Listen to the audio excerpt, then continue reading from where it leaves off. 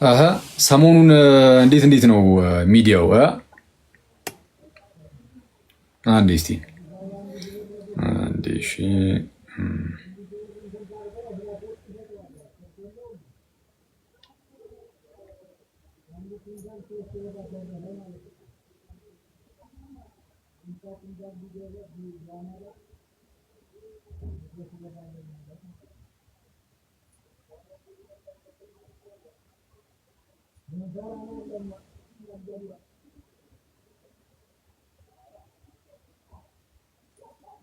ኦኬ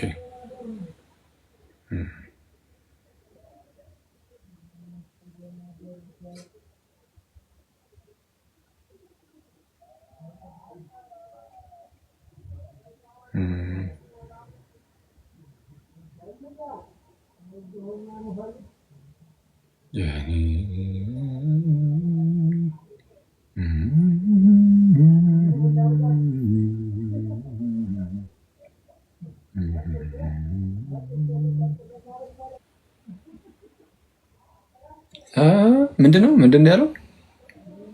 ደስ ዲቫይስ እዝ ብሎ ምን ነበር ያለው? በጌታ ስም ወንዲ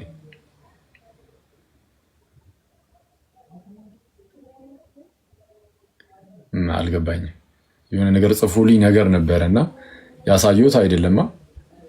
ሰይፍ ምናምን ሲሆን ነው የሚቃወመው። ቲክቶክ ላይቭ ላይ ማሳየት ሰይፍ ምናምን ሲሆን አክቹዋሊ ሰይፍ ነው። እውነቱን ለመናገር ቅዱስ መስቀል ለሰይጣን በጣም ሰይፍ ነው እና ያ በጣም የሚያምሩ በጌታ ስም በደንብ ይታይ አላውቅም ለእናንተ እንዴት ነው እና በጣም ነው የሚያምረው። ከግሪክ ነው እና በጣም የሚያምሩ በጣም የጸሎት ቦታ ግድግዳ ላይ ቅዱስ መስቀል በጣም ነው ደስ የሚለኝ እና ይህንን እኔው ጋይስ እሺ፣ አሁን እንደዚህ ነገር አትልቀቁ እሺ። ስለቁም ችግር የለውም ግን እና አላስፈላጊ ያለም በተለይ ዩቲዩበሮች ኧረ እንደው በቅዱስ ሚካኤል ፍቱ። ዩቲዩበሮች ማለት ይሄ ትምህርቱ ምናምን መልቀቁ ጥሩ ሆኖ ኧረ በጌታ አንዳንድ ሰዎች የምትለቁበት መንገድ ከዚህ በፊት ነገርናችሁ እኮ አክሊል እንትና ላይ ሳቀበት መዝሙር ያሬድ ዮናታን አክሊሉ ላይ ሳቀበት እንደተባሉ አይነት ማለት ነው። ልክ እንደዚህ አይነት ነገር እንደዛ ምናምን አስፈላጊ አይደለም። የሆነ የሚስብ ስለሆነ ብቻ እንደዛ አትልቀቁ ክርስቲያኖችን ማለት ነው። ይከፈት ዳንዳን ዳንዳን ዳንዳን ዳንዳን። ኦኬ እሺ፣ በጌታ ስም እንዴት አባቱን የሚያምሩ እሺ። አሁን ኧረ በኢየሱስ ይሄ የምትሰሩበት ጠረጴዛ ላይ ደቅ ይላል። እንዲሁ እንዳለ ሄዶ ቁጭ ይላል። እንደዚህ በቃ አለቀ። በጣም የሚያምረው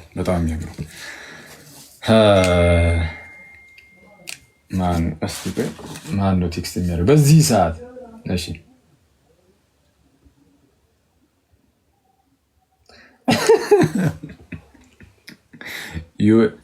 ዮኒ ነው ቴክስት ያደረገልኝና ምን ይላል? በቃ ዩቲዩብ ላይ እኮ ተለቀቀ የግሪኩ መስቀል እጁ ገባ በሚል ርዕስ ያበደ ነው። የግሪኩ መስቀል እጁ ገባ።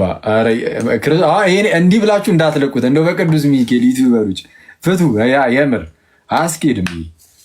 እሺ ገና ከአሁኑ የት ነው የምናገኘው? ፈልገዋለሁ ምናምን የሚሉ ሰዎች አሉ። እሺ ስሟ ቢጠፋብኝስ በጣም የሚያሳፍሩ ካለች ከታች ኮመንት ታደርግልኝና እሷ ጋር እላቸዋለሁ። ባለፈው እኛ ጋር ገብታ የነበረችው እህት ማለት ነው። እሷ ጋር ነው ያለው። በጣም ነው የሚያምሩ እውነቱን ለመናገር በጣም ማለት ነው። እሺ አንድ ተጨማሪም አለ ለካ ሲጣራ ማሳያችሁ። እንዲህ እንዳለ ነው ከላስቲኩ እንደዚህ በቃ ፈትቼ ማሳያችሁ።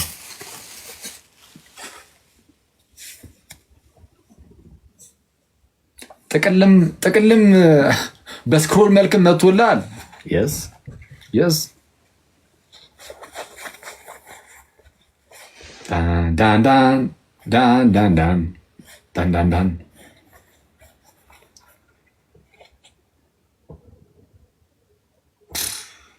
በጌታ ይህ በጣም የሚያምሩ ቅዱስ ሉቃ በትውፊት ቅዱስ ሉቃስ ሳለው ተብሎ የሚታመነው ማለት ነው። በትውፊት ቅዱስ ሉቃስ ሳለው ተብሎ የሚታመነው ይሄ ነው። በጣም የሚያምረው መሰለኝ። ያምራል ስዕል። በቃ ከዚህ በፊትም ብያችሁ ነበረ። በጣም ሞዶ ስዕል የእመቤታችንን ምስለ ፍቁር ወልዳ ልጇ ወዳጇ ጌታ ኢየሱስን አቅፋ ያለበትንና ወይ ደግሞ ጌታችን ኢየሱስ ተሰቅሎ የስቅለቱን ማለት ነው። እነዚህ ሁለቱ ስዕላት በጣም ነው የምወደው። እንዲህ ስል ደግሞ ስጡኝ እያልኩ አይደለም። ስዕል የሀገር መቶ በቃ አሁን በጣም ለየት ብሎ በጣም ልቤ ውስጥ ገብቶ ካለ እንትን ካላልኩት በስተቀር አሁን የማስቀመጥበት ቦታ ራሱ የለም። ስለዛ ሌላ ቦታ ነው የሚቀመጠው እና ስዕል እኔ አያስፈልገኝም ማለት ነው። አሁን ላይ ያው እነዚህ በጣም ኤክሰፕሽናል ስለሆኑ ነው እንትን ያልኳቸው። ግን ያው የምወደው ግን እነዚህ ነው። በቃ የጌታችን እና ቅዱስ መስቀል በጣም እወዳለሁ። ቅዱስ መስቀል ከዛ ውጭ የቅዱሳንን ምናምንም ስዕል ኦፍኮርስ በጣም የምወደው እና ጸዴ ናቸው። በጣም ጸዴ ናቸው። አጋጣሚ እሱን አይቼ ነዋ በጌታ ስም ወደዚህ የመጣሁት። ኧረ መዝሙሩን እንስማበት እሺ። እየተሰማ ከሆነ እንቀጥል። የኔ መሐሪ በጣም ደስ የሚል መዝሙር፣ በጣም ደስ የሚል መዝሙር ነው። የኔ መሐሪ በቃ እኔ በስመ አብ ክርስቶስን እንደው በቃ እግዚአብሔር የምርም መሐሪ ነውና ሊትራሊ በቃ መሐሪ የሆነ ኧረ እንደው ቶሎ እንትን አይልም አይነት ነገር ብቻ ሳይሆን በቃ መሐሪ ነው፣ የምርም መሐሪ። ቅድም አጋጣሚ ልክ ከዚህ አሁን ላይቭ ከመግባቴ በፊት ቴሌግራም ላይ ባይዜ ብዙ ጊዜ አክቲቭ ነኝ ታውቃላችሁ። ቴሌግራም ላይ ያላችሁ ሰዎች ከሌላችሁ አሁንም በድጋሚ ይናገራሉ።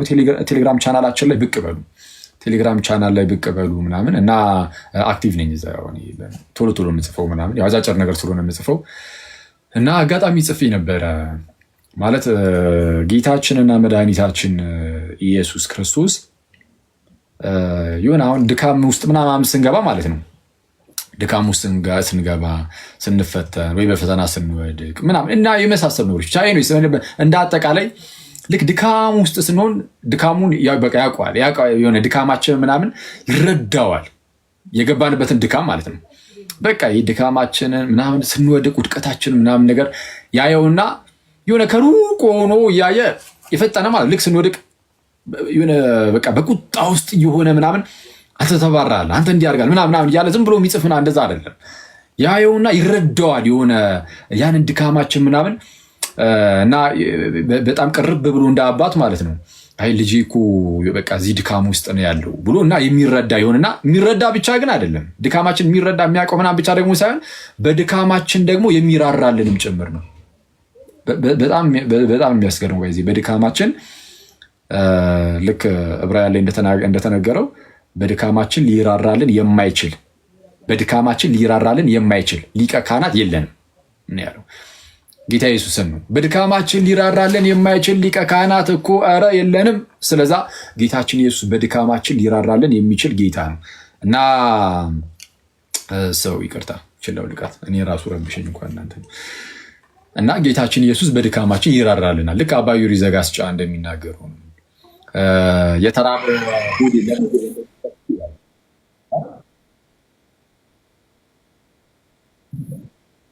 እሺ አንቺ ሴትዮ እሺ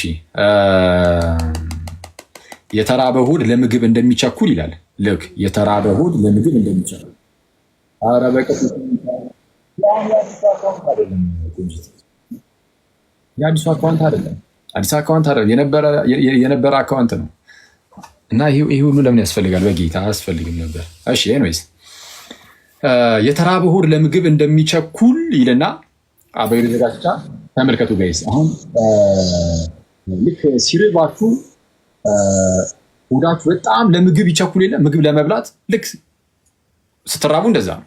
ስትራቡ ሆዳችሁ በጣም የሚፈልገው ነገር ቢኖር በቃ ምግብ ነው። አለቀ።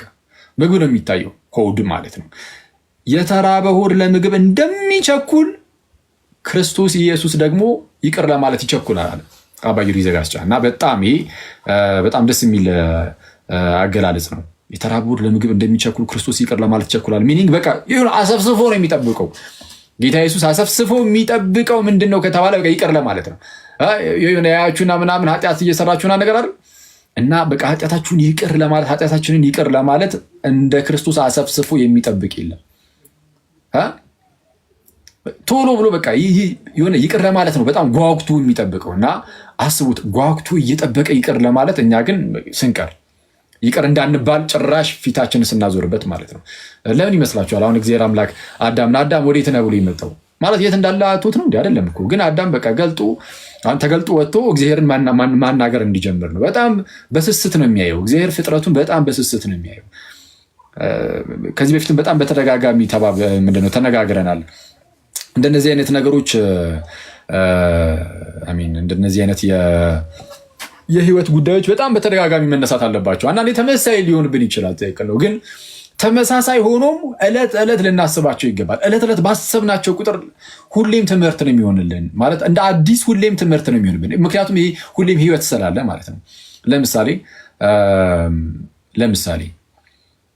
ለምሳሌ ጥምቀት ለድህነት ያስፈልጋል የሚለው አሁን በተደጋጋሚ እንማማራለን። መማማር አለብን። ግን ጥምቀት ያድናል ብቻ ቢሆን ለምሳሌ ሁሌ የምምላችሁ መጥቼ በቃ እሱን ብቻ ብል ለምሳሌ ግን አዲስ ሰው ደግሞ ባይመጣ ወደዚህ ህብረታችን ውስጥ ያው አዳዲስ ሰዎች ስለሚመጡ ሁሌ ማለታችን አይቀርም። ግልጽ ነው። ግን አዳዲስ ሰዎች የማይመጡ ቢሆኑና 10 ሰዎች ብቻ ሆናችሁ እዚህ ጋር ያላችሁት ለ10ዎቻችሁ ብቻ እየገባሁኝ በየቀኑ ጥምቀት ያድናል ብቻ ብል በቃ የሚያዩ ማለት የምፈጥረው ለውጥ አይኖርም። ሁሌ እንደዚህ ብቻ ብል ማለት ኦልሬዲ በጣም ብዙ ጊዜ ስላልኳችሁ ማለት ነው። ከሆነ ሰዓት በኋላ በቃ ኖርማል ነው የሚሆነው። ህይወታዊ የሆነ ጉዳይ ሲሆን ግን ሁሌም ህይወታችን ሁሌም እየቀጠለ ስለሚሄድ የህይወት ጉዳይ ላይ ሁሌም 10 ሰው ኖሮ ለ10ሩም ሰው ቶሎ መነገር አለበት። ለ10ሩም ሰው ቶሎ ሁሌም በየጊዜው ማሳሰብ እና ለዛ ነው ቅዱስ ጴጥሮስ ምን የሚለው ቆይ አንዴ ላንብብላችሁ ቃል በቃል ራሱ ቅዱስ ጴጥሮስ ምን እንዳለ የኔ ማህሪ በሚለው መዝሙር ምክንያት መግቢያችን ላይ ዝም ብለን ይሄንን ትንሽ ነገር ልበላችሁ ብዬ ነው። እሺ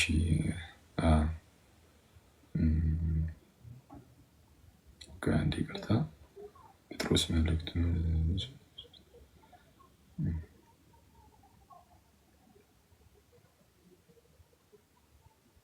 አንዴ ይቅርታ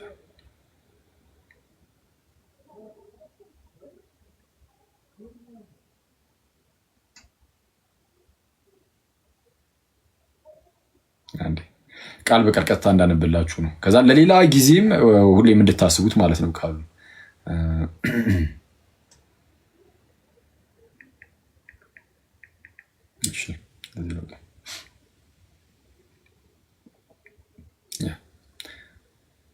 እሺ እንዲህ ይላል።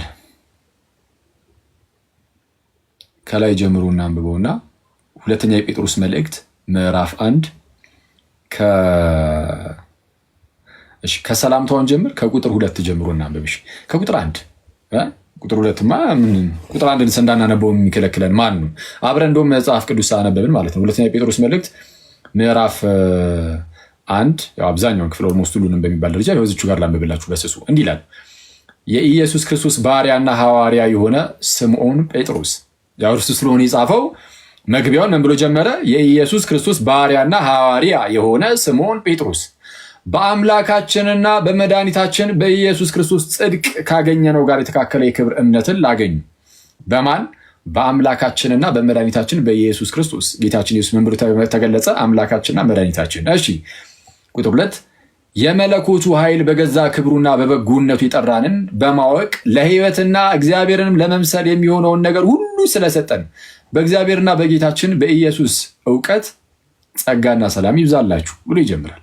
ከዛስ ስለ ክፉ ምኞት በዓለም ካለው ጥፋት አምልጣችሁ ከመለኮት ባህሪ ተካፋዮች በተስፋ ቃል እንድትሆኑ በእነዚያ ክብርና በጎነት የተከበረና እጅግ ታላቅ የሆነ ተስፋን ሰጠ። አሁን ተስፋ ተሰጥቶናል። እሺ ስለዚህም ምክንያት ምን አድርጉ ይላል። አሁን የሚዘረዝረውን ተመልከቱ። ስለዚህም ምክንያት ትጋትን ሁሉ እያሳያችሁ በእምነታችሁ በጎነትን ጨምሩ።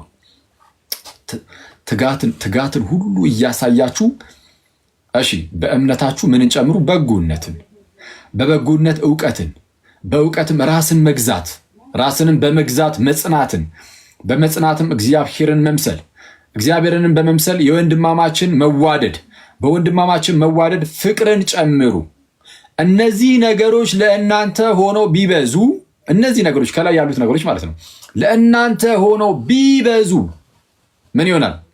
በጌታችን በኢየሱስ ክርስቶስ ዕውቀት ስራ ፈቶችና ፍሬ ቢሶች እንዳትሆኑ ያደርጓቸዋል። ስለዛ ፍሬያማ ያደርጓቸዋል። እነዚህ ነገሮች ፍሬ እንዲኖራቸው ያደርጋል።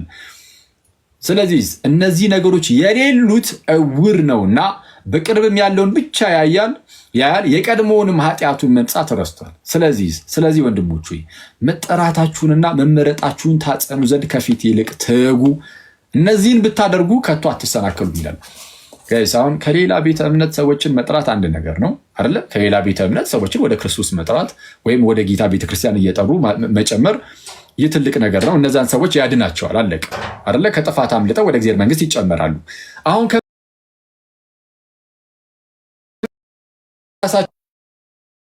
ራሳችንም ደግሞ በእግዚአብሔር መንግስት ውስጥ ያለን ወይም በቤተክርስቲያን ውስጥ ያለን ወደ ክርስቶስ አንድ ጊዜ የቀረብን የኃጢአት ስርየትን ያገኘን ዳግም የተወለድን እኛ ራሳችን ደግሞ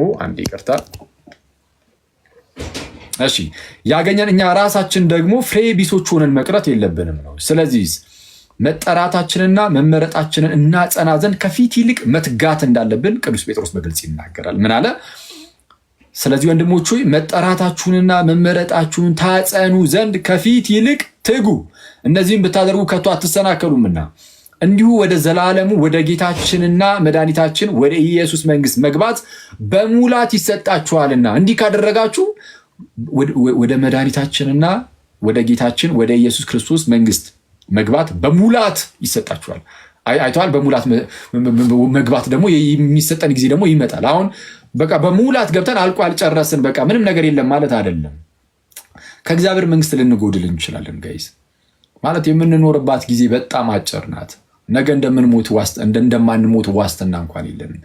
አሁን በዚህ ላይፍ ሴሽን ላይ ልንጠፋ እንደማንችል ምንም ዋስትና የለንም። ወይም በኋላ ወይም ከአንድ ዓመት በኋላ የሚሆን ከአንድ ወርም በኋላ የሚሆን ከሳምንትም በኋላ የሚሆን እና በእነዚህ በተሰጡን ጊዜያት ውስጥ ወደ እግዚአብሔር መንግስት መቅረብ ካልቻለን ወይም ወደ እግዚአብሔር ወደ ጌታችን ኢየሱስ መቅረብ ካልቻለን ከእግዚአብሔር መንግስት ልንርቅና ልንወድቅ እንችላለን፣ ልንጠፋ እንችላለን። የእግዚአብሔርን መንግስት ልናጣው እንችላለን። አንድ ጊዜ ወደ እግዚአብሔር መንግስት ከተጨመረን በኋላ ሙሉ በሙሉ አሁን ፍጻሜን የሚያገኘው ጌታ ኢየሱስ ሲመጣ ነው እና ፍጻሜን ከማግኘታችን በፊት ለእግዚአብሔር የሆነ ተቃራኒ ከሆነና በኃጢአት ልምምድ ውስጥ የምንኖር ከሆነ በንስሐ ህይወት ውስጥ የማንኖር ከሆነ እንግዲያውስ ምን እንሆናለን? ይሄ ወደ እግዚአብሔር መንግስት ወደ ጌታችንና ወደ መድኃኒታችን ወደ ክርስቶስ ኢየሱስ መንግስት መግባት በሙላት ስለማናገኝ እንወድቃለን። ከእግዚአብሔር መንግስት ተለየን ማለት እሱ ነው። ስለዚህ እንደዛ እንዳንሆን መጠራታችንንና መመረጣችንን እናጸና ዘንድ ከፊት ይልቅ መትጋት እንዳለብን ይናገርና እንደዚህ ካደረግን ነው ወደ ዘላለሙ ወደ ጌታችንና መድኃኒታችን ወደ ኢየሱስ ክርስቶስ መንግስት መግባት በሙላት ይሰጣችኋልና። ስለዚህ እነዚህን ነገሮች ምንም ብታውቁ፣ አሁን እነዚህ ነገሮች አታውቁም። አሁን ያወራ ነው አታውቁም። ታውቃላችሁ? አታውቁም? ታውቃላችሁ ማለት እነዚህ ነገሮች በቃ ይታወቃል። ሁሌም ነው የምንማማራቸው ማለት ግልጽም ነው። በቃ አሁን ከላይ ያልናችሁ የተማማርናቸው ነገሮች እንደ አዲስ ማለት አዲስ ነገር እየሰማችሁ አይደለም። በቃ ይታወቃል። እንዲህ ነው። አዎ። ስለዛ ምን አለ ቅዱስ ጴጥሮስ? ስለዚህ እነዚህን ነገሮች ምንም እንኳን ብታውቁ ጋይስ በእናንተም ዘንድ ባለ እውነት ምንም ብትጸኑ እንኳን ስለነዚህ ዘወትር እንዳሳሰባችሁ ቸል አልልም። ብታውቁም ብትጸኑም እንኳን ስለነዚህ ነገር ዘወትር ማሳሰቢ ላቆም አልችልም። ሁሌም ህይወት ይቀጥላል። እንደቆመ የሚመስለው እንዳይወድቅ ይጠንቀቅ ይላል አንደኛ ቆሮንቶስ ምዕራፍ 10 ላይ ቅዱስ ጳውሎስ። እና የቆመ የሚመስለው ሊወድቅ ይችላል። የወደቀም መነሳት አለበት። እንዲህ እያለም ያለው እንደምንም እየታተረ ወደ መነሳቱ መሄድ አለበት። ስለዚህ ሁልጊዜም ቢሆን እንደነዚህ አይነት ስብከቶች በቃ ሁሌም ዘወትር እናንተን ከማሳሰብ ቸል አልልም ማለት ምንም እንኳን ብታውቁ ምንም እንኳን ብትጸኑ በቃ ቸል አልልም። ስለዚህ ቀጠል አድርጎ ምን ብሎ ይናገራል? ሁልጊዜ በዚህ ማደሪያ ሳለሁ በማሳሰቤ ላነቃችሁ የሚገባኝ ይመስለኛል። ሁልጊዜም በዚህ ማደሪያ ሳለሁ በዚህ በቃ በህይወቴ እስካለሁ ድረስ በስጋ ከእናንተ ጋር እስካለሁ ድረስ ነው። ሁልጊዜ በዚህ ማደሪያ ሳለሁ በማሳሰቤ እናንተን እነዚህ ነገሮችን በማሳሰብ ላነቃችሁ የሚገባኝ ይመስለኛል። ጌታችን ኢየሱስ ክርስቶስ እንዳመለከተኝ ከዚህ ማደሪያዬ መለየቴ ፈጥኖ እንዲሆን አውቃለሁና። ስለዛ አሁን በዛ ሰዓት ቅዱስ ጴጥሮስ ምን እያለ ነው? ከእናንተ አሁን ልለይ ነው። በስጋ ባገኛቸው ቁጥር በቃ እዛ በስጋ ወራት ማለት ነው ቅዱስ ጴጥሮስ በቃ እየሄደ ይሰብካቸዋል፣ ይነግራቸዋል፣ ያለ መታከት በተደጋጋሚ ይነግራቸዋል ይህንን የህይወት ጉዳይ እና ጌታ ኢየሱስ ግን እንዳመለከተኝ ከዚህ ማደሪያ ፈጥኜ ሊሄድ ነው። ስለዛ በቃ ልሞት ነው በስጋ ከመውጣቴም በኋላ ግን ነው ልክ ከሄድኩም በኋላ ደግሞ እነዚህን ነገሮች እንድታስቡ ስለዛ ቸል እንዳትሏቸው ማለት ነው እንድታስቡ በየጊዜው ተችሉ ዘንድ በቃ ተጋለው መትጋት አለብኝ ነው። ተጋለው ለምን አሁን ሳለው ብቻ ሳይሆን ኢቭን ሲሄድ ራሱ እነዚህ ነገሮች እንድታስቧቸው እንዳትረሷቸው እና እንደነዚህ አይነት የህይወት ጉዳዮች ሁሌም ምንድነው ማሳሰብ ያስፈልጋል። ራሳችንም ልክ እዚህ ጋር መጥቼ ከእናንተ ጋር ሳወራ ምናምን ነገር ራሴንም የሚያሳስብኝ ይሆናል ማለት ነው። ስለዚህ እርስ በርስ እንደዚህ እንትን እያልን አንዳችን እያሳሰብን የምንቀጥል ይሆናል እና ኤኒዌይስ እና ክርስቶስን በልቡ የያዘ ሰው በጣም ምስጉን ነው። በቃ ክርስቶስ ልቡ ላይ ክርስቶስ ያለለት ሰው ከዚህ በፊት እንዳልኳችሁ በጣም ምስጉን ነው። ለምን ወድቆ አይወድቅም ማለት ወድቆ አይቀርም። ቢያንስ ተስፋ አለው ሁሌም። ምንድነው ቅዱስ ጳውሎስም እንደሚናገረው ተስፋችን ኢየሱስ እንዳለ ተስፋውን ክርስቶስ ኢየሱስን ያደርጋል። ስለዛ ክርስቶስ በልቡ ላይ ያለለት ሰው ተስፋ አያጣም፣ ሁሌም ተስፋ አለው። ስለዚህ ቶሎ ብሎ ደግሞ ምንድነው የማይመች አይነት አካሄድ ቢኖረው ራሱ ወደ ክርስቶስ ይመለሳል። ስለዛ ሁሌም ቢሆን ከክርስቶስ ተቃራኒ ከሆነ ነገር እየራቀን ወደ ክርስቶስ መቅረብን በጣም መለማመድ አለብን እና እንደዛ ነው። ክርስቶስ ደግሞ ሁሌም በጉጉት ነው የሚጠብቀን እንዳትረሱ። ጌታችን ኢየሱስ ሁሌም ቢሆን በጉጉት የሚጠብቅ ጌታ ነው፣ አምላክ ነው። ሁላችንም ልክ እንደዛ ነው የሚጠብቀን። በቃ ቅድም እንዳልኳችሁ ነው አባ ዮሪ ዘጋስጫ በጣም መልካም ነገር የተናገሩ የተራበ ሆድ ለምግብ እንደሚቸኩል ክርስቶስ ይቅር ለማለት ይቸኩላል እንዳለው ማለት ነው። እና የምርም ነው እንደዛ ነው በቃ የሚቸኩለው። ስለዛ ንስሐ እንግባ፣ ንስሐ መግባት ያለብን ሰዎች ንስሐ እንግባ እና ወደ ቅዱስ ሚስጥር እንቅረብ። በጣም ብዙ ወጣቶች ከቅዱስ ሚስጥር እየተካፈሉ ምናምን እየተባለ ነው ባይዚ እና ጌታ ይመስገን። ይሄ በቃ የሁል ጊዜ ህልማችን ነው እና እግዚአብሔር ይመስገን። በጣም በርካታ ወጣቶች አሁን ባለፈው የጸሎተ ሐሙስ ላይ ምናምን በተለይ ማለት ነው የህማማቱ ላይ የዘን ቀን በጣም የሀገር ወጣት አሉ ሲቆርብ የነበሩ የሀገር ወጣት። ኧረ እግዚአብሔር ይመስገን። በስመ አብ። ይሄ አያስደስትም ጋይስ? በጣም ክርስቶስን እኔ በጣም ነው ደስ ያለኝ እንደዛ ተብሎ ስሰማ።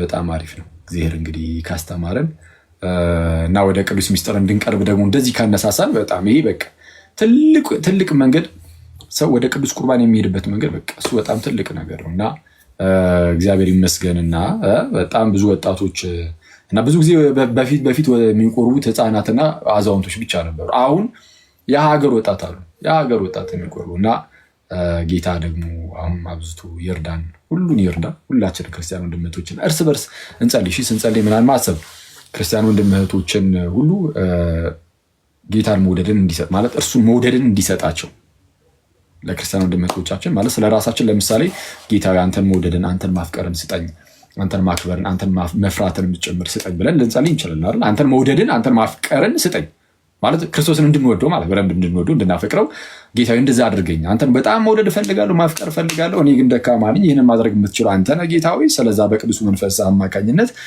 በልቤ ላይ ፍቅርህን አፍስሰው ጌታዊ፣ አንተን መውደድን አንተን ማፍቀርን ስጠኝ እንደምንለው ክርስቲያን ወንድም እህቶቻችን ጌታዊ አንተን እንዲወዱ አድርጋቸው። አንተን መውደድን አንተን ማፍቀርን ለእነርሱ ደግሞ ስጣቸው። በልብህ ላይ ደግሞ በመንፈስ እንደዚሁ አፈሰው። በቃ አንተን እንዲወዱ አንተን እንዲያፈቅሩ ክርስቶስን በቃ ሰው ክርስቶስን ከወደደ ካፈቀረ አለቅ። ለክርስቶስን ሲወድ ሲያፈቅር መገለጥ ይጀምራል። በምን ሌላውንም ወንድሞቹን እህቶቹን በመውደድ በማፍቀር የክርስቶስን ትእዛዝ በመጠበቅ በዛ ውስጥ እየተገለጠ ስለሚሄድ ክርስቶስን መውደድ ክርስቶስን ማፍቀር በቃ መሰረት ነው። አንድ ጊዜ ክርስቶስ ሁላችንን ወዶናል፣ አፍቅሮናል። ስለዚህ አሁን የሚጠበቀው ደግሞ እኛ እርሱን እንወደዋለን እናፈቅሯለን የሚለው ነው። ስለዚህ ዮሐንስ እንዳለው ከዚህ በፊትም እንዳለው እርሱ አስቀድሞ ወዶናልና እኛም ደግሞ እንወደዋለን። እርሱ አስቀድሞ መምሮናልና ወዶናልና እኛ ስለወደድነው አይደለም እግዚአብሔር ይወደደን፣ እኛ አስቀድመን ወደነዋልና እግዚአብሔር ደግሞ ይወደናል አንልም። እግዚአብሔር የወደደን አይቶን እነዚህ ይወዱኛል ስለዛ ልውደዳቸው አይደለም። እርሱ ራሱ እኛ ምንም እንደውም ጠላት በነበርንበት ሰዓት እግዚአብሔር ወዶናልና ወዶንም ብቸኛ ልጁን ኢየሱስን ልኮታልና እንግዲያውስ እኛም ደግሞ እርሱ አስቀድሞ ስለወደደን እኛም እንወደዋለን። እኛ ጋር ነው ኮንዲሽናል የሆነው ማለት እኛ የወደድነው እሱ አስቀድሞ ስለወደደን ነው። አለቀ። ዝም ብለን እንደዚህ የወደድነው አይደለም። እርሱ አስቀድሞ ወዶን ነው። ጌታ ግን እኛን ሲወደን አንኮንዲሽናሊ ነው። ከኛ ምንም ነገር ሳያይ እንዲሁ ወደደን። ስለዚህ እኛ ደግሞ እንወደዋለን እና እግዚአብሔርን መውደድ፣ እግዚአብሔርን ማክበር፣ እግዚአብሔር እንዳላቸው ህዝቦች መኖር ምናምን በጣም ይጠበቅብናል። በጣም ከኛ ከኦርቶዶክሶች በተለይ በጣም እኔ በጣም ኦርቶዶክስ በጣም ብዙ ስለሆንን አይደለ ክርስቲያኖች በጣም ብዙ ነን እንደምታውቁት እዚህ ሀገር ላይ ምን ያህል ብዙ ነን የሚለውን ለማወቅ በ ፖለቲክሱ ምናምን እኛ እኮ እንደዚህ ሚሊዮን ገባን እንትና እኮ እንደዚህ ሚሊዮን ናቸው የሚለውን ዝም ብላችሁ ያዛርጉትና ዝም ብላችሁ በያላችሁበት ለምሳሌ አዲስ አበባ ላይ ያላችሁ ሰዎች ማለት ነው ትምህርት ቤት ልክ ስትማሩ ትምህርት ቤት ስትማሩ እሺ ያው አብዛኛው ትምህርት ቤቶች የመንግስት ናቸው እንደምታውቁት። የመንግስት ትምህርት ቤት ለምሳሌ የምትማሩ የግልም ሊሆን ይችላል የትም ቦታ ተማሩ ብቻ እናንተ ክፍል ውስጥ ለምሳሌ ሃይ ስኩል ላይ ምናምን ያላችሁ ምናምን እናንተ ክፍል ውስጥ ምን ያህል ፕሮቴስታንት ምን ያህል ሙስሊም አለ? በጣም ጥቂት አይደል? በጣም ጥቂት ማለት አንዳንድ የፕሮቴስታንት ትምህርት ቤቶች የሙስሊም ትምህርት ቤቶች ምናምን እንደዛ አላልኩም። የኦርቶዶክስ የሆኑ ትምህርት ቤቶችም እንደዛም አላልኩም። ኖርማል የመንግስት ለምሳሌ ለዛ ነው የመጀመሪያ የመንግስትን ያሰብኩት እና የመንግስት ትምህርት ቤቶች ላይ ዝም ብላችሁ ይሁና ገብታችሁ የሆነ ክፍል ውስጥ ስትገቡ ምናልባት 2 ፕሮቴስታንት 3 ሙስሊም ምናምን ብታዩ ሌላው እንዳለ ኦርቶዶክስ ነው። አሁን እነዚህ ሁሉ ኦርቶዶክሶች በዚህ ሰዓት ያሉ ነቅተው በጣም ወደ እግዚአብሔር ቀርበው ካላደጉ የሆነ ሰዓት ላይ ጀነሬሽኑ በጣም ብልሽት ያለ ይሆን ይሄዳል። ስለዛ ምንድነው በጣም ብዙ ነን ክርስቲያኖች በጣም ብዙ ስለሆነን እግዚአብሔርን መፍራት፣ እግዚአብሔርን መውደድ፣ እግዚአብሔርን ማክበር የምርም እግዚአብሔር የሚባል አምላክ እንዳለን በጣም በልባችን ውስጥ መያዝ እኔ ለሁሉም በጣም ይበጃል። ኢቭን ለሀገር ሰላምም ይበጃል። ለሀገር ሰላምም ይበጃል እንደው ሌላው ቀርቶ ማለት ነው። እና በጣም ብዙ ነገር ነው የሚቀየረው ጋይስ። እና ይሄ ትውልድ በጣም እንደው የሆነ ታሪክ ነው መስራት ያለበት። ክርስቶስ አክቹዋሊ ታሪክ የሚሰራው እግዚአብሔር አምላክ ነው፣ ግን በዚህ ትውልድ መሰራት አለበት። እኛ ለእግዚአብሔር በጣም ምቹ መሆን አለብን። ይሄ ትውልድ ለእግዚአብሔር በጣም ምቹ ሆኖ እግዚአብሔር እንደው በደንብ የሚሰራብን አይነት ልንሆን ይገባል። ከአንዲት እንደዚህ ከተሃድሶ ከመጣች እህት ጋር እያወራን ተለቅ ያለች እህት ይህንን ሀሳብ አንስተው ነበር። ምን አይነት ሀሳብ እያወራን እያለ ኖስ የተነሳው ሀሳብ ምን ነበር? አትሊስት ከዚህ ትውልድ በፊት እኛ ለምሳሌ ወይ ስንወለድ ምናምን እናት አባቶቻችን ወደ ክርስቲያን ቢያንስ ሂዱ ይሉናል አይደል? በቃ ቢያንስ ወደ ክርስቲያን ሂዱ ምናምን የተወሰነች እድሜ እስክናድርግም ድረስ ቢሆን እየሄዱ ማስቆረብ ምናምን በጣም ላይረዱት ይችላሉ አይደለ? ስለ ቅዱስ ቁርባን ምናምን አሁን በጣም እኮ ላይረዱት ይችላሉ። ኢቭን እነሱ ራሱ እኮ አይቆርቡም። የሆነች ሰዓት ላይ ሄደው ብቻ ቅዳሴ ላይ የሆነች ሰዓት ላይ ቢሆን ደርሰው ምናምን ያስቆርቡሃል ምናምን ነገር ቢያንስ ከቤተክርስቲያን አትራቁ ሂዱ እንጂ ቤተክርስቲያን ምናምን አስቀድሱ ምናምን የሚል ነገር ቢያንስ ነበረ። ከዛ በኋላ ትንሽ አደግ ስንል ያው እኛም እንተዋለን። ይሄ ወደ ክርስቲያን ሂዱ የሚለው ነገር ቢያንስ አለ፣ ግን መረዳቱ ግን ብዙም ላይኖረን ይችላል። አሁን ላይ እሱን ያለው ያው እውነቱን ለመነጋገር ያህል አይደል አብዛኞቻችን በጣም በሚያሳዝን ሁኔታ መረዳቱ የለንም። የእግዚአብሔርን ቃል በደንብ አናቅም፣ መረዳቱ በደንብ የለንም። ስለ ቅዱስ ቁርባን በደንብ ላናቅ እንችላለን። ስለ ቅዱስ ቁርባን ብቻ አይደለም ስለ እግዚአብሔር ራሱ በደንብ ላናቅ እንችላለን። በጣም የሚያሳዝን ነገር ነው ይሄ። ስለ እግዚአብሔር ማወቅ ባይዜ የዘላለም ሕይወት ነው። ከዚህ ቀደም እንዳልኳችሁ ጌታችን ኢየሱስ ምንድን ያለው በዮሐንስ ወንጌል ምዕራፍ 17 ላይ ሊቀ ካህናት እንደመሆኑ የጸለየው ጸሎት ላይ እውነተኛ አምላክ የሆንክ አንተን ብቻ የላከውንም ኢየሱስ ክርስቶስን ያውቁ ዘንድ ይህች የዘላለም ሕይወት ናት። ያውቁ ዘንድ ነው ያለው። እውነተኛውን አምላክ ማወቅ፣ ስለ እግዚአብሔር ማወቅ የዘላለም ሕይወት ነው። ስለዛ እግዚአብሔር ማወቅ አለብን። ገብርኤል አምላኬ የሚል ሰው መኖር የለበትም እንደዛ ካለ ማለት ነው። አይ እንደው በየዋህነት ምናምን ሊባል ይችላል፣ ግን እየፈለገ በየዋህነትም ቢሆን ይሄ በጣም መሻሻል አለበት። እንዲህ የሚባል ነገር ስለሌለ ማለት ነው። አደገኛ ነው። ስለዛ የእግዚአብሔር ቃል ያስፈልጋል። እንዲህ እንደዛ ዝም ብሎ በቃ ቢሆንም ችግር የለውም ቢባልማ ሃይማኖትን ባልተሰጠን ነበር። ለቅዱሳን አንድ ጊዜ ፈጽሞ ስለተሰጠ ሃይማኖት ተጋደሉ ይሌለ ሰው እንደዛ ስለሆነ እንደዚህ የሚሳሳቱ ወንድም እህቶች ካሉ ምናምን ቶሎ እየሄዱ ማስተማር ምናምን ያስፈልጋል። ቤተክርስቲያናችን በጣም ጥንቁቅ ከመሆኗ የተነሳ ማለት ነው ህፃናት ልክ ሲጠመቁ የእንጀራ እናት ምናምን ልንነበር የክርስትና እናት የክርስትና እናትና የክርስትና አባት ብላ ታያይዝና ከህፃኑ ጋር ህፃኑ ሲጠመቅ አሁን የእግዚአብሔርን ቃል አያውቅም። ያ ህፃን ግን እየተጠመቀ ነው፣ የእግዚአብሔርን ጸጋ እየተቀበለ ነው። ስለዚህ ምን ይጠበቅበታል? መማር፣ የእግዚአብሔርን ቃል ማወቅ ይጠበቅበታል። ስለዚህ ቤተክርስቲያናችን የክርስትና እናት የክርስትና አባት ብላ ያዘጋጀችው ለምንድን ነው? ምሎ ነው ባይዜ የሚቀበለው እና የክርስትና እናት ወይም የክርስትና አባት ሆኖ የሚቀርቡ ሰዎች የዛ የጥምቀቱ ሰዓት ህፃኑ ሲጠመቅ ጸሎተ ሃይማኖትን ኮንፌስ ያደርጋሉ። የክርስትና እናት ወይም የክርስትና አባት ሁሉን የፈጠረ አንድ አምላክ በሚሆን በእግዚአብሔር አብ እናምናለን የሚለው ነው። እርሱ ሃይማኖታችን ነው፣ እሱ ሃይማኖታችን ነው፣ ዶግማችን ነው እና እሱን መስክር ይባላል፣ ይመሰክራል። ከዛ በኋላ ያንን ሃይማኖቱን ያንን ጸሎተ ሃይማኖትን በደንብ እያስጠናው ያሳድጋል ያንን ልጅ።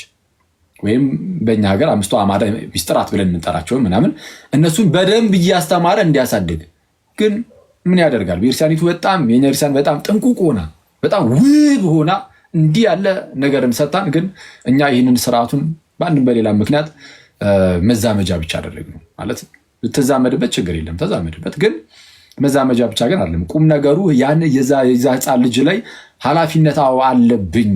ያንን ህፃን ልጅ የእግዚአብሔርን ቃል በደንብ አስተምሬው አሳድጓለሁ። ስለዛ ልክ ሲያድግ ኧረ አዎ አምላኬ ይህ ነው ብሎ መናገር ይችላል። ጌታዬ እርሱ ነው ብሎ ስለ ኢየሱስ መመስከር ይችላል። የድህነት መንገድ ይሄ ነው ብሎ ማሳየት ይችላል። ልክ ሲያድግ ማለት እንደዛ እንዲሆን አደርጓለሁ ብለህ ነው ቃል ገብተህ እንትን የምትለው የምትወስደው እና በጣም አደገኛ ኃላፊነት ነው ባይዜ እና ሰው ዝም ብሎ አሁን የሆነ በዓል ሲመጣ ዳቦ ይዞ መጠያየቂያ ያደረገው እንጂ እና የሆነ ልብስ ይዞ መጠያየቂያ ያደረገው እንጂ ሀሳቡ እንኳን ቤተክርስቲያን ስትሰጠን እንደዛ አልነበረም። ህፃናት ሲጠመቁ እውቀቱ ስለማይኖራቸው በዛ ሰዓት የእግዚአብሔርን ቃል እንዲያስተምሩ ነው ኃላፊነት ሲሰጠቻቸው ቤተክርስቲያን እና አሁን በአንድም በሌላ ምክንያት ያመሆነ በጣም የዋህ ክርስቲያኖች አሉ። ስለዛ ምን ያስፈልጋል?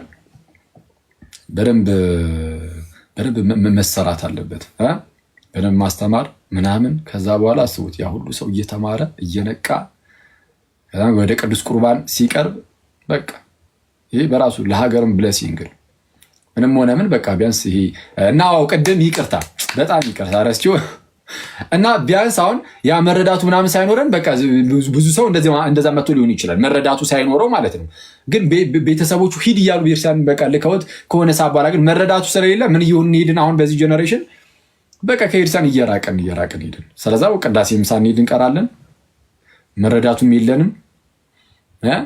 ገብርኤል ማን ነው ቅዱስ ጊዮርጊስ ማን ነው ቢባል ማያውቅ ሰው ነው ያለው። ስለዛ እግዚአብሔርን ላያውቅ ይችላል፣ ጌታ ኢየሱስን በደንብ ላያውቀው ይችላል።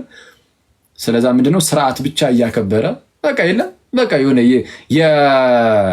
የልምድ ብቻ ክርስቲያን ሆነን የምንኖር አይነት ሆነን በጣም ብዙዎቻችን አረ ሰንበት ነው እኔ ይችን እንደዚህ አልነካም ብሎ ግን ቀረብ ብለህ ስለ ስላሴ ላያውቅ ይችላል። ስለ ስላሴ ማለት በጣም ብዙ ላይ በንሰጠረው እኮ ይችላል። ግን እግዚአብሔርን ማወቅ እስካለበት ድረስ አረ ምን ዋናው ማወቅ ምናምን አይደለም ምናምን እንዳይል አንድም ሰው ግዴታ ነው ብያቸዋለሁ። ቢሆን ኖሮ ማለት ስለ ስላሴ ባያውቅስ ምናምን ካልክ እንደው የዋህነት ምናምን ብሎ ብቻ ማለፍ አይቻልም። እንደዛ ቢሆን እንዳልኳችሁ እግዚአብሔርም ምንድነው ሃይማኖትን አንድ ጊዜ ፈጽሞ ባልሰጠ ነበረ። ፈጽሞ የሰጠው በቃ እንድናቅ ነው፣ አውቀን ደግሞ ድህነት እንዲሆንልን። ስለዛ ምንድነው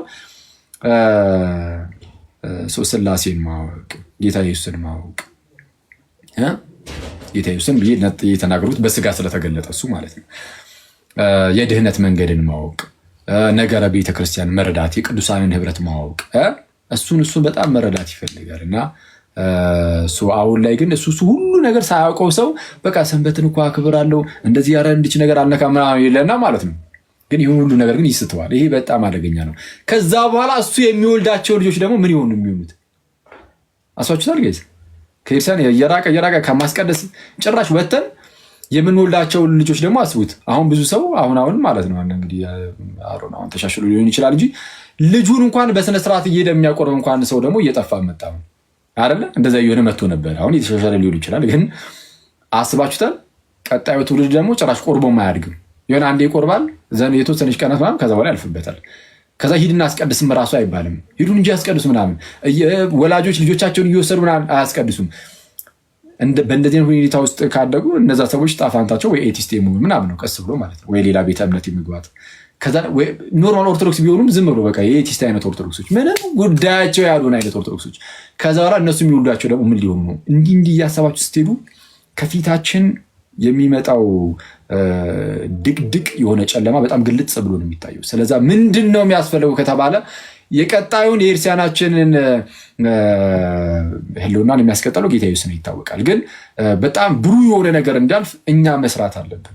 የቀደሙ አባቶቻችን ሰርተው አልፎ የለም ያውም እነሱ ከደም ጋር የሆነ አይነት አሰራር መስዋዕት አድርገው ማለት ሰማዕትነትን እየተቀበሉ ራሳቸውን አሳልፈው እየሰጡ ማለት ነው። ክርስትናን እንደዚህ ብሩህ አድርገው አቀበሉናል። አሁን እኛ በዚህ ትውልድ ጋይዝ የሆነ ታሪክ መስራት የለብንም? የስ አለብን። እግዚአብሔር በእኛ ታሪክ እንዲሰራ ለእግዚአብሔር ክፍት መሆን የለብንም? ምቹ መሆን የለብንም? የስ ምቹ መሆን አለብን። እና ቅዳሴን በጣም ለቅዳሴ ትልቅ ቦታ በመስጠት ትልቅ ታሪክ መስራት ይቻላል። ለቅዳሴ ትልቅ ቦታ በመስጠት ለቅዱስ ሚስጥር ለቅዱስ ቁርባን ትልቅ ቦታ በመስጠት ወደዛ ቅዱስ ሚስጥር በታላቅ ክብርና በፍቅር ሆኖ በፍርሃት ሆኖ በመቅረብ ከዛ ጸጋ በመቀበል ያንን ጸጋ በመቀበል አንዴ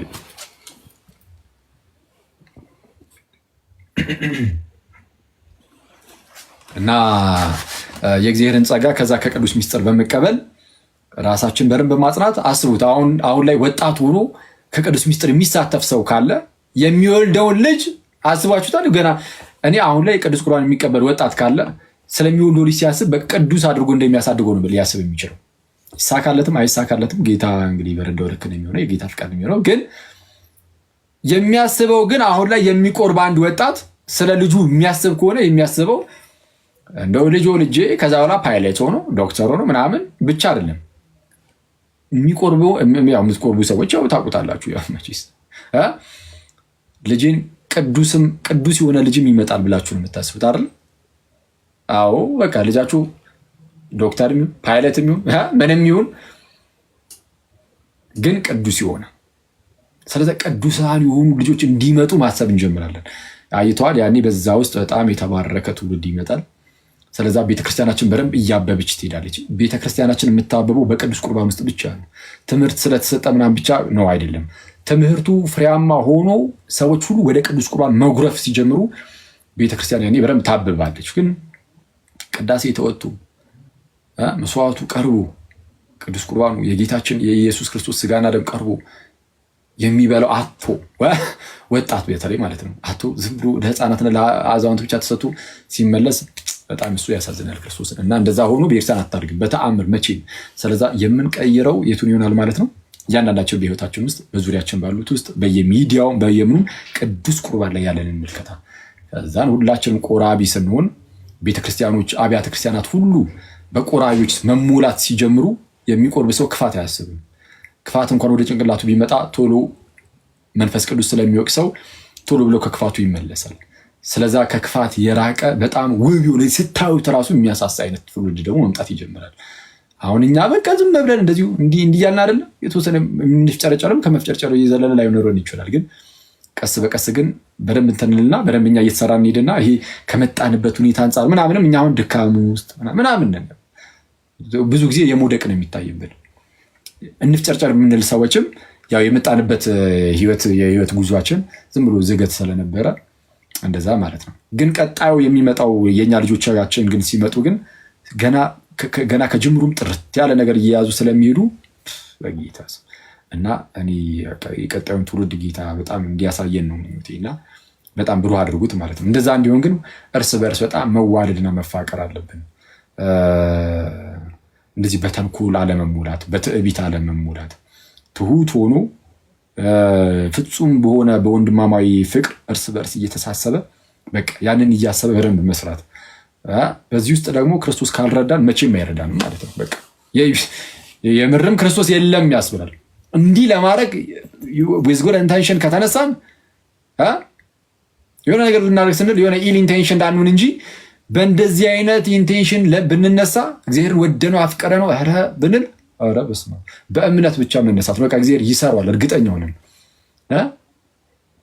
እኛ ባሪያዎቹ ተነስተን እንሰራለን። የሰማይ አምላክም እግዚአብሔርም ያከናውንልናል እንደዛና ያከናውነዋል። ግልጽ ነው እና ጌታ ቃል ገብቶልናል። 2 3 ሆናችሁ በስሜ ብትሰባሰቡ እኔ በእናንተ መካከል እገኛለሁ ብሏል። እና በስሙ ሆነን ተሰባስበን እንደዚህ የምንሰራቸው ስራዎች ቢኖሩ ጌታ በመካከላችን ተገኝቶ ይባርከዋል፣ ይቀድሰዋል። እርሱ ነው የሚሰራው፣ እኛ አይደለም ባይዜ የምንሰራው። እና ከኛ የሚጠበቀው ጌታን የሚሰራብን ምቹ ዕቃ ለመሆን እንድንጠር ነው። በቃ ቢያንስ በቃ ምቹ እንሆንለት፣ እንፍቀድለት። መንፈስ ቅዱስ ምቹ ያደርገናል። እኛ እንፍቀድለት እንጂ ከዛን ኮኦፕሬት እናደርግ እንጂ አብረን በቃ ጌታ ስራውን ይሰራል፣ ሁሌም ይሰራል። እና እንደዛ እናደርግ፣ ኃላፊነታችን እንወጣ ተላል። እሺ በጣም ብዙ አውሮኝ አክቹዋሊ እዚህ ጉዳይ ላይ ለማውራት አልነበር የመጣሁት፣ ግን ይሄኛው ደስ ሁሌም እንደነዚህ ነገሮች በጣም ስለሚያስፈልጉን ከሌላው ይልቅ እዚህ ላይ ብዙ ጊዜ እንትን እላለሁ እና እንደዛ ነው። ከዛ ውጭ ግን ሰሞኑን እንዴት ነው ይሄ ሚዲያ እንዴት እየሄደ ነው? እሺ ወደ ሰሞኑ የሚዲያ ጉዳይ ደግሞ እንመለስ። ያ መመለስ አለብን። ፕሮቴስታንት ወንድሞቻችን ሰላም ለእናንተ ይሁን። እሺ ትንሽ እየሄዳችሁብን ነው። አዎ እንግዲህ ምንድን ነው ይሄ እንደ አዲስ ገድል እንትን ላይ ድርሳን ተአምር እንዲህ ላይ ምናምን እያሉ አሁንም ድጋሚ እንደው ማውራት ጀምሯል አንዳንድ ፕሮቴስታንት ወንድሞች እና እንደነዚህ አይነት ነገሮችን እኛ እንግዲህ ኦልሬዲ ያው ጨርሰናል አይደል? ገድላት ድርሳናት ተአምራት እያሉ ማጭበርበር የቀረበት ፋሽን እንደሆነ ከዚህ በፊትም ተናግረናል። የገድላት ተአምራት የድርሳናት መጽሐፍት ላይ እንደነዚህ አይነት መጽሐፍት ላይ አስቀድመን ምን ብለን ተናግረናል? እንደነዚህ አይነት መጽሐፍት ያሉት አሁን በገበያው ላይ ያሉት ቤትም ቦታ ያሉት አሁን የምታዩቸው መጽሐፍት ሁሉ እንደው ምንም ስህተት የሌለባቸው እንከን የሌለባቸው ብለን አናምንም። እናምናለን። እንደዛ ብሎ ያስተማረ መምህር አለ? ምናልባት ዝም ብሎ የቲክቶክ አወዛጋቢ ክርስቲያኖች ካልሆኑ በስተቀር ኦርቶዶክሶች አሉ እዚህ ቲክቶክ ላይ ዝም ብሎ የሚያወዛግቡ ይወጡ ዝም ብሎ እኔ እግዚአብሔር ይቅር ይበላቸው። እኔ አንዳንድ ኦርቶዶክሶች ላይ ግን በጣም ነው የሚገርምኝ። ክርስቶስን ይቅርታ በጣም ያው እንደዚህ ነው እንግዲህ ኦርቶዶክስ መተቸት ምናምን ጥሩ አይደለም። ግን እኔ ክርስቶስ እንደሚመጣ ራሱ የሚዘነጉት ይመስለኛል። መጥቶ በጣም አደገኛ ፍርድ እንዳያስተላልፍብን ማይ ብራዘር፣ እኔ በጣም ጥንቃቄ ይፈልጋል። እንደፈለገ ወጥቶ ገና ለገና የተወሰኑ ክርስቲያኖች ደስ ይላቸው ይችላል ብሎ ስለሚያስቡ ብቻ ዝም ብሎ ላይቭ ላይ ተወጥቶ የባጥ የውቁቱን አትዘባርቁ። በቅዱስ ሚካኤል ለሰውን ማሰናከያ አትሁኑ እንደው እና ብትችሉ ማለት ለሰው ማሰናከያ እንኳን ላትሆኑ ትችላላችሁ። ግን ከወጣችሁ አይቀር ግን ቢያንስ የኤርሲያንን ግልጽ የሆነውን ነገሯን በማሳየት እንዴ አንተ ማሳያ መች አሳይተን ጨረስን። የኤርሲያንን ግልጽ የሆነውን ነገሯን እሱን በማሳየት ሰዎችን ወደ እግዚአብሔር መንግስት እንጥራ። እንዴ በቃ ዓላማችን አድርገን እንነሳ። እስቲ ሰዎችን ወደ ቤተክርስቲያን ለመጨመር ዓላማችን አድርገን እንነሳ። አብዛኛው ሰው ዓላማው አይደለም። እዚህ ቲክቶክ ላይ የሚያጨረብሩ በጣም ዝገት የሆኑ ኦርቶዶክሶች እኔ በጣም አዝናለሁ። መብርሃን በጣም ነው አንዳንዴ ቀሳቸው ገድላት ምንም አይነት ስህተት የለባቸውም። ስህተት አለባቸው ካልክማ አልቀበላቸውም ይላል አንዱ ይመጣና ኧረ እሺ ይህንን ኦርቶዶክሶች እንደዚህ ቆጣችሁ ምናምን አትልከቡት ሊደብር ስለሚችል ግን ማለት ለልጁ እንዳይደብር ማለት ነው እንደዛ ለሚለው ልጅ እና የምትሰማው ከሆነ ግን እንደው በጌታ በተቻለ አቅም ላይቭ ላይ ከገባ ገብተህ ቤተ ጥርት ያለውን የኤርሲያን ነገር ብቻ ለማሳየት ሞክር። አንተ ደስ ያለህን አታሳይ። አንተ ደስ ያለህን ነገር ማየት ማንም አይፈልግም በኤርሲያን ውስጥ ያለውን። ከዛ ቀጥሎ ደግሞ ምናልባት ክርስቲያን ወንድም እህቶችን ሊጠቅም የሚችል ነገር አለቀ። ከዛ ውጭ ግን መዘባረቅ አያስፈልግም። ሌሎቻችንም ማለት ነው ሌሎቹም አሁን አንድ ስራ ሰዎች አይደለም እያወራሉት ስለ ብዙ ሰው እና በተቻለን አቅም መሰናክል አንሁን። ወተን እስቲ የሆነች ትንሽ ነገር እንኳን ኮንትሪቢዩት እናዋጣ። እስቲ ትንሽ ነገር እንኳን እግዚአብሔር በእኛ በኩል እንዲሰራ ካልሆነ በቃ ጸጥ ብሎ በቃ መከታተል አለቀ። ሌሎች የሚሰሩትን ማየት ዝም ብለህ ቁጭ ብለህ ማፍጠጥ እንደዛ እኮ በጣም ትልቅ መተባበር እኮ ነው። ገብተህ በጎን ዝም ብለህ የማይሆን ነገር እያወሩ እንትን ከማለት እንደዛ ይሻላል። እና ገድላት ተአምራት ምናምን በቃ ስተት ሊገኝባቸው ይችላል። ሁሉም ነው የሚያምነው። ይሄ በእኛ ኤርሲያን ውስጥ ሁሉም በቃ ያምነዋል። አለቀ። ሊገኝባቸው ይችላል። መመርመር አለባቸው። የሊቃውንቱ ጉባኤ ያቸው ምናምን እንደዚህ ሁሉም ነው የሚባለው። እንግዲህ ሰሞኑን ሲባል ሰምተናል አይደል? ስለዚህ ስተት ሊኖርባቸው እንደሚችል ሁሉም ያውቃል። እና ምንድነው ሰው እንደነዚህ አይነት መጽሐፍትን ይዞ አሁን ክርስቲያኖችን ለማጨረበር የሚሞክር አሁን ላይ የለም። በእርግጥ የለም።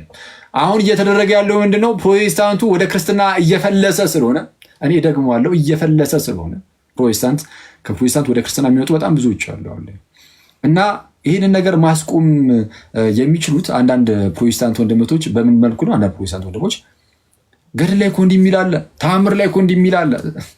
ሰው ዋት ገድል ላይ ተአምር ላይ ስላለ ብቻ ሃይማኖት ነው ብለን የምንቀበል ይመስላል? አይደለም። ይሄ ከዚህ ቀደም በጣም በተደጋጋሚ ተናግረናል። ገድል ተአምራት ላይ እያመጣ የምታሳየው ሁሉ ሃይማኖት ነው ማለት አይደለም። ነቃ ደንገጥ በል በጌታ በኢየሱስ። ዝም ብለህ እያጨረበርክ አትኑር። ከፕሮቴስታንት ወደ ክርስትና የሚመጣውን ሰው ማስቆም የምትችለው ፕሮቴስታንት ውስጥ እውነት ካለና ያንን እውነት በማሳየት ብቻ ነው። እኛ ከፕሮቴስታንት ወደ ክርስትና ሰዎችን ብንጠራ የምንጠራው ክርስትና ውስጥ የምርም እውነት አለ ብለን ግልጥ አድርገን አሳይተን ነው። የስ ይኸው እውነት እኮ አለ፣ የድህነት መንገድ እኮ ኧረ ይሄ ነው፣ ነገረ ቤተክርስቲያን ይሄ ነው፣ ስለ ቤተክርስቲያን መጽሐፍ እንዲህ ይላል፣ በጌታ ቤተክርስቲያን ውስጥ ተጨመሩ ብለን መጽሐፍትንም እየገለጠን በቤተክርስቲያን ውስጥ የመጣውን ታሪካዊ የሆነውንም አስተምህሮ እያሳየን ሰዎችን እንጠራለን። ከፕሮቴስታንት ግን ሰዎች እንዳይወጡ ፕሮቴስታንቶች ምንድነው የሚያደርጉ ያሉት? አሁን አንዳንድ መምህራን አቃቢያነ እምነት ምንድነው የሚያደርጉት? እንዴ እዛማ እንዳትሄዱ፣ ገድል ላይ እኮ እንዲህ የሚል አለ፣ ተአምር ላይ እኮ እንዲህ የሚል አለ። ኧረ ገድል ላይ ተአምር ላይ አይታችሁ አንብባችሁ ማለት ነው፣ ወይም ተነግሯችሁ ለጭንቅላታችሁ ከበድ ቢል እንዴት አድርጌ ልመኑ ይህን ነገር ብላ ራስን ታስጨንቃለህ። ኧረ በጌታ ስም ጭራሽ ራስን ማስጨነቅ አይጠበቅብህም። ማን እንደዚህ ያለህን? እያንዳንዷን ነገር እየሰማ ለጭንቅላት ሲከብድም እንደምንም ብለህ ዋጠው ተቀበለው ምናምን የሚባል ነገር የለም። እዛ አይደለም። በቃ አንተ ገድል የተጻፈልህ እንደው ለጭንቅላት የሚከብደውንም ነገር ሁሉ እያስክ እንድትቀበል ምናምን አይደለም። ገና ከጅምሩ የሚመረመሩ መጽሐፍት ናቸው እየተባልክ ለእንደዚህ ጭንቀትም ራስንም እንድትዳርግ ቤተክርስቲያንም እንደዛም አትልህም። የምትልህ ቤተክርስቲያን ምንድነው? መጽሐፍቱን ከሰጠች የገድላት መጽሐፍትን የሰጠችበት ዋናው ምክንያት ለአንተ ለምንድን ነው? እንደው አንብበ ከዛ በኋላ ገድል የቅዱሳን ሰዎች የህይወት ታሪክ አይደለ? ቅዱሳን በኑሯቸውም ቅዱሳን ስለሆኑ ለይተን ከኛ ቅዱሳን የምንላቸው የኑሮም ቅድስና ስላላቸው እንጂ እኛም በክርስቶስ የተቀደስን እኛ ራሳችን። ግን እነሱ ደግሞ በህይወታቸው ሲኖሩም በኑሮም ቅዱስ ሆነው ክርስቶስ ኢየሱስን መስለው ስለኖሩ የእነሱን የህይወት ታሪክ ወይም ተጋድሏቸውን ገድላቸውን ስታይ ወይም ስታነብ እነሱን እያየህ ደግሞ የእነሱን ዱካ ተከተለ አንተም ክርስቶስ መስለህ እንድትኖር ለዛ ነው የሰጠችው ይርሰን። ስለዛ ገድሉን ስታነበው እሱን ብቻ እያሰብክ አንብብ። አለቀ። እሱን ብቻ እያሰብክ አንብብ። ከዛ ውጭ እሱን ብቻ እያሰብክ እያነበብክ ትንሽ የሆነ አንዳንድ ተአምራዊ ነገሮች ወይም ገድላዊ ነገሮች ሆነው ግን ከአእምሮ በጣም ረቂቅ የሆነ በጣም ትልቅ የሆነ ነገር ካለ መቀበል ከቻልክ ሰው ተቀበለ እለፍ። መቀበል ባትችል ዝም ብለው እለፍ። ግዴታ ካልተቀበልከው እኮ የሚልህ የለም። ካልተቀበልከው ከክርስትና ትወጣለህ የሚል አለ በጌታ። እንደዛ የሚል አሁን ክርስቲያን ሊኖር ይችላል፣ ግን ከየት አመጣ ተብሎ ይጠይቃል። አምጣ፣ መጽሐፍ ግለጥ። ከአባቶቻችን እንደዚህ ብሎ እስቲ ያስተማሩበት ምንም ነገር ብታዩ ዝም ብላችሁ ተቀበሉ። ምንም በቃ በአእምሯችሁ እንደዚህ የሚባል ነገር የለም። አንዳንድ ሰው መጽሐፍ ቅዱስ ላይም እኮ ለአእምሮ የሚከብድ ነገር አለ የሚል ሰው አለ።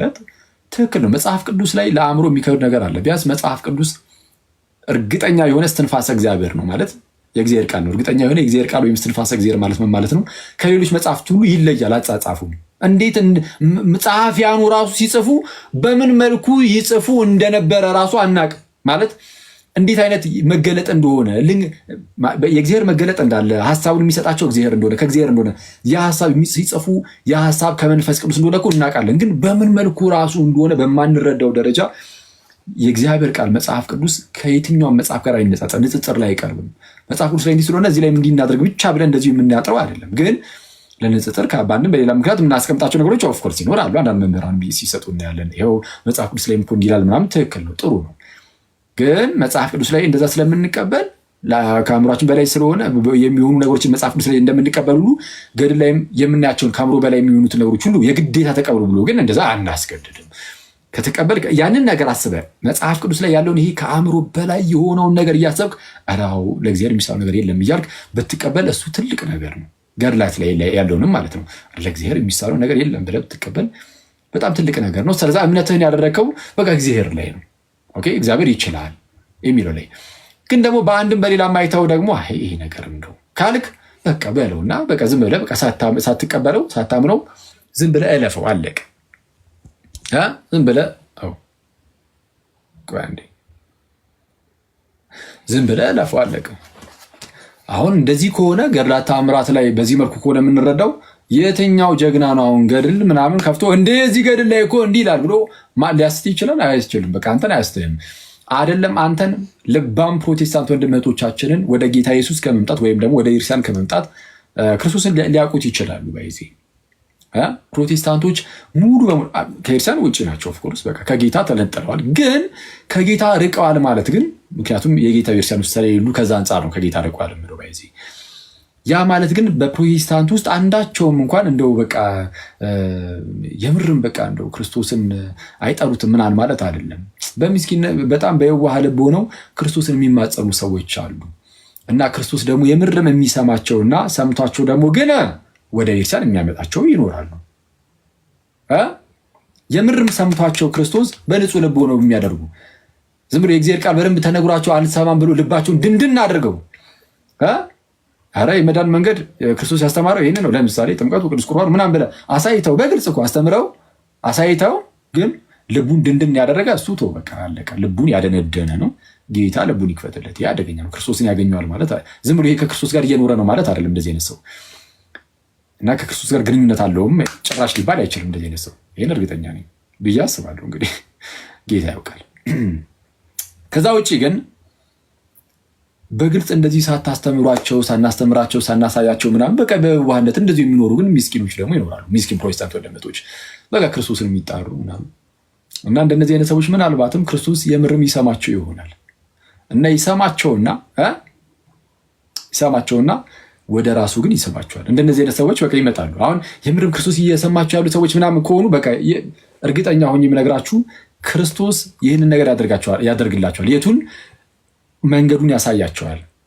የእርሱን ቤት ያሳያቸዋል። የኔ ቤት እኮ እዚህ ነው ይላቸዋል። ይኸው አካሌ ይላቸዋል። ማለት ቤተክርስቲያን የክርስቶስ ሁሉን በሁሉ የሚሞላ የክርስቶስ ማለት ነው ሙላቱ ናት ነው የተባለችው ብያቸዋለሁ። ኤፌሶን ምዕራፍ 1 ላይ እንደዛ ነው የሚለው ጳውሎስ አይደለ? እርሷን ይላል ቤተክርስቲያንም ሁሉን በሁሉ የሚሞላ የኢየሱስ የእርሱ ሙላቱ ነች። እርሱ ራስ ነው፣ አካል ሆና የእርሱ ሙላቱ ተባለች። እንዴ ቤተክርስቲያን የክርስቶስ ሙላቱ ናት። እናችን ቤተክርስቲያን ኢየሱስ ያሳያል። በቃ አለቀ። እቺ ቤተክርስቲያን ያሳያል። ፕሮቴስታንት ኢቭን ሌላ ቤተ እምነት ላይ ሆኖ ወደ ፈጣሪ የሚጮህ እስላም ሆኖ ሙስሊም ሆኖ እንደ ወደ ፈጣሪ ምናምን ብሎ የሚጮህ በየዋህነት እንደው ዝም ብሎ የሚጮኸውን እግዚአብሔር ሊያገኘው ይችላል። ያገኘውና ሶርሱንም እንደዚህ ይስባል። በልጁ በክርስቶስ ኢየሱስ አማካኝነት እግዚአብሔር ይስባል። ሁሉንም ኤቲስቱንም ምኑንም በቃ ልቡ ጥሩ የሆነውን ሁሉ እግዚአብሔር ሊስብ ይችላል። ከዋቄ ፈታውም ከምኑም እግዚአብሔር ይስባል ሰዎችን እና ልባም ፕሮቴስታንቶችንም እንደነዚህ አይነት አሁን ትንሽ ለማጭበርበር የሚሞክሩ ፕሮቴስታንት ወንድሞች የገራ ታምራት እያሉ ማለት ነው እነሱን ራሱ ሊያስቀሯቸው አይችሉም ወደ ክርስቶስ ከመምጣት ማለት ነው። እና ገድላት ታምራት እያሉ በጣም ያለፈበት ነገር አሁንም ይዞ ብቅ ለማለት እየተሞከረ ነው እና እንሄድበታለን። አሁን እንግዲህ ይሄ ነገር የመጣው ምንድነው? ይሄ ቤዛ ምናምን የሚል ነገር ተነስቶ አልነበረ? አሁን ቤዛ የሚል ነገር ተነሳና እመቤታችን ቤዛ አትባልም ትባላለች ምናምን የሚለው ላይ እንግዲህ በግልጽ የሆነ ነገር የተለየ ነገር ተሰጠ። እሱ ርዕስ ላይ ብገባ ደስ ይለኝ ነበረ፣ ግን እስቲ አሁን ኦልሬዲ ሰዓቱ ስለሄደ ሊጨርስ ስለሆነ እንትን እንዳልነካካው ነው። ግን ምን አይነት ነገርን ግን አነሳን? እመቤታችን ቤዛ ነች አይደለችም? የዓለም ቤዛ ናት፣ የዓለም ቤዛ አይደለችም? አረ ሲጀመር ክርስቶስ የዓለም ቤዛ ነው ወይስ አይደለም? ፕሮቴስታንቶች ይሄ ጥያቄ ከሆኑ እናንተ ጋር ይቀርባል። የዓለም ቤዛ ነው ብለን እናምናለን። ግን ዓለም ስንል ግን እያንዳንዱን ሰው ማለታችን ሳይሆን የተመረጡትን እነሱ ነው ዓለም የምንለው የሚሉ ሰዎች ተነስተዋል። አይደለም፣ የሰው ዘር ሁሉ ቤዛ ነው ኢየሱስ የሚለውን እሱን የማያምኑ ፕሮቴስታንቶች አሉ። የሚያምኑም አሉ፣ የማያምኑም አሉ። ኢየሱስ የሰው ዘር ሁሉ ቤዛ ነው የሚለውን የሚያምኑ ፕሮቴስታንቶች እነዛኛዎቹን እነዚህ ለሰው ዘር ሁሉ ቤዛ አይደለም አልሞተም የሚሉትን አይቃወሟቸውም ወይም ደግሞ አልዳናችሁ ምናምን አይሏቸው። አይድነዋል በቃ እይታ ነው ብለው ነው የሚያልፉት የክርስቶስን የዓለም ቤዛነት እና ክርስቶስ የዓለም ቤዛ ተባላል ጉዳያቸው አይደለም። አሁን እንደዚህ መጥተው እንደው ማርያም የዓለም ቤዛ ተባለች ምናምን እንዴት እንዲህ ይባላል ሲሉ አሁን ለክርስቶስ ተቀንተው ይመስላችኋል? ብዙዎቹ አይደለም እኮ ቤተክርስቲያንን ይወጋልን ይሆን ብለው ከማሰብ አንጻር እንዲህ የሚንተፋተፉት አብዛኞቹ እንደዛ ነው። እና ቤተክርስቲያንን ለመውጋት ያህል ለማጠልሸት ያህል መጥፎ ኢሜጅ ለመስጠት ያህል ብቻ እንዲነጫነጫሉ እንጂ ለክርስቶስ አሳስቧቸው ቢሆንስ ኖሮ ጋይስ ኢየሱስ ለሰው ዘር ሁሉ ቤዛ አይደለም የሚሉትን በተቃወሙ ነበር። ግን አይቃወሙም። ለምን? ጉዳያቸው ኢየሱስ ሳይሆን ሳያውቁት። አሁን እኮ እያወቁት እኮ አይደለም። አንዳንዶቹ በየዋህነት የሚጠቀምባቸው አካል ይጠቀምባቸዋል። በምን መልኩ? ቤተክርስቲያንን በመዋጋት የኢየሱስ ጉዳይ ቢሆን እዛው ከጎኑ ያለው ካለው ጋር ኧረ እንዲህ አይደለም ባለ ነበር። ግን አይልም። አይተዋል። ሁሌም ቢሆን ሰይጣን ሲዋጋ የሚዋጋው ቤተ ክርስቲያንን እንደሆነ ሊታወቅ ግድ ይለዋል። እሱ ልናቅ ይገባል እና ይህ ልንነቃበት ይገባል። እናንተ ሰዎች እና እንደዛ ነው። ስለዛ ሁሌም ነቃ ማለት አለብን። ዝም ብለን እስቲ ያው ጠፋ እንዳንል ምናምን ነገር በዛው ጠፍተን እንዳንቀር ዛሬ ዝም ብዬ የተወሰነ ገብቼ ከእናንተ ጋር ትንሽ ነገር እንደዚህ ያወራው እና ነገ ቅዳሜ ነው። ነገ ቅዳሜ ስለሆነ ኦፍኮርስ ማታ ላይ መግባት አልችልም፣ ለእሑድ እንዳናመሽ። እሑድ ቅዳሴ ስለሆነ ስለዛ ምን እናደርጋለን? ቀን ላይ ከቻልኩኝ እገባለሁ፣ ካልቻልኩኝ ግን በጣም ብዙ አለ፣ በጣም ብዙ ርዕስ ተከማችቶብናል። በጣም ከመራቃችን የተነሳ ለምሳሌ ፓስተር ጻድቁ አብዶ ፕሬዚዳንቱ ማለት ነው የካውንስሉ ምናምን ብቻ ነው ጻድቁ አብዶ እኔ በጌታ ምን ብሎ እዚህ ቢናገሩ ጥሩ ነው። አራሚሳቸው ያሉትን መድገም ራሱ ከበደ ገይዝ ማርያም ጴንጤ ናት። እግዚኦ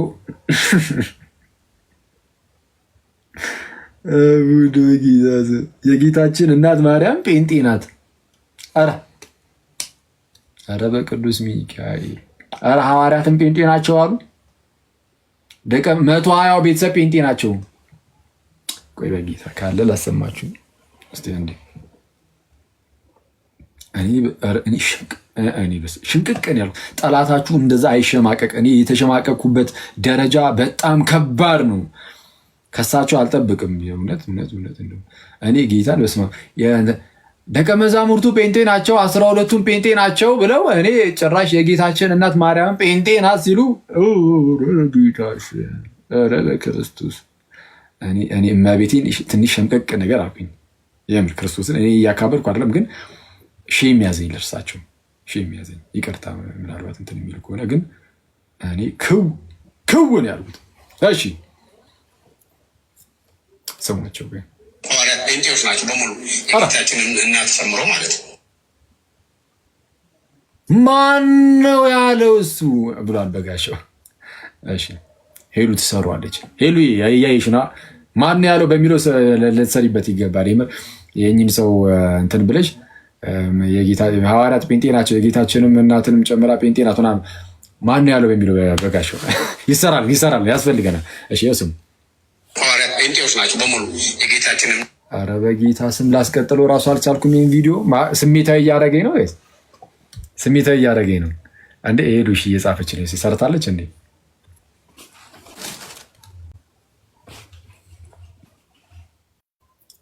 ሄሉሻ ሰርተሻል? እስቲ የምታሳይን ነገር ካለ አሳይን።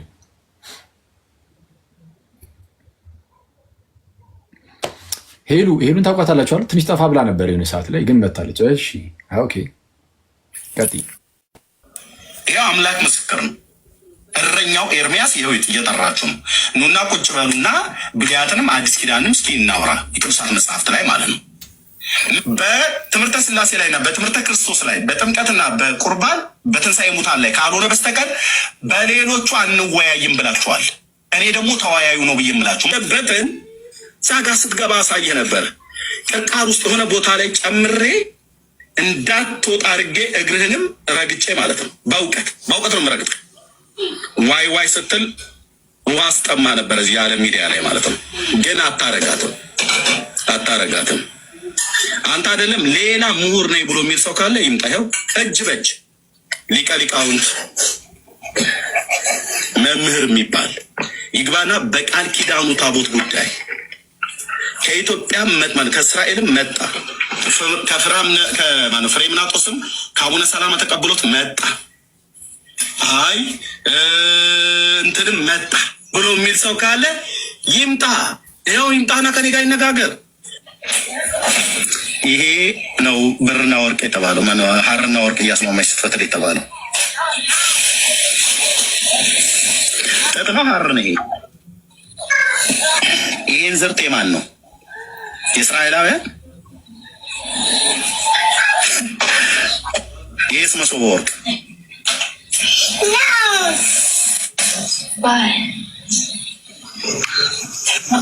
ኢትዮጵያ በህግ መጠየቅ አለባት። አቂቱ ሁሉ እዚህ ቁጭ ብሏል። የት አለ ወርቁ? ነጭ ነገር ነው የምናየው። እየወራ ሚዩቱን ሳያበራ እየወራ ነው። ላብላብ ሲሉ የተገብቱ እኔ ሸኘኝ፣ ድንጋይ እንዳይወረውሩብኝ እኔ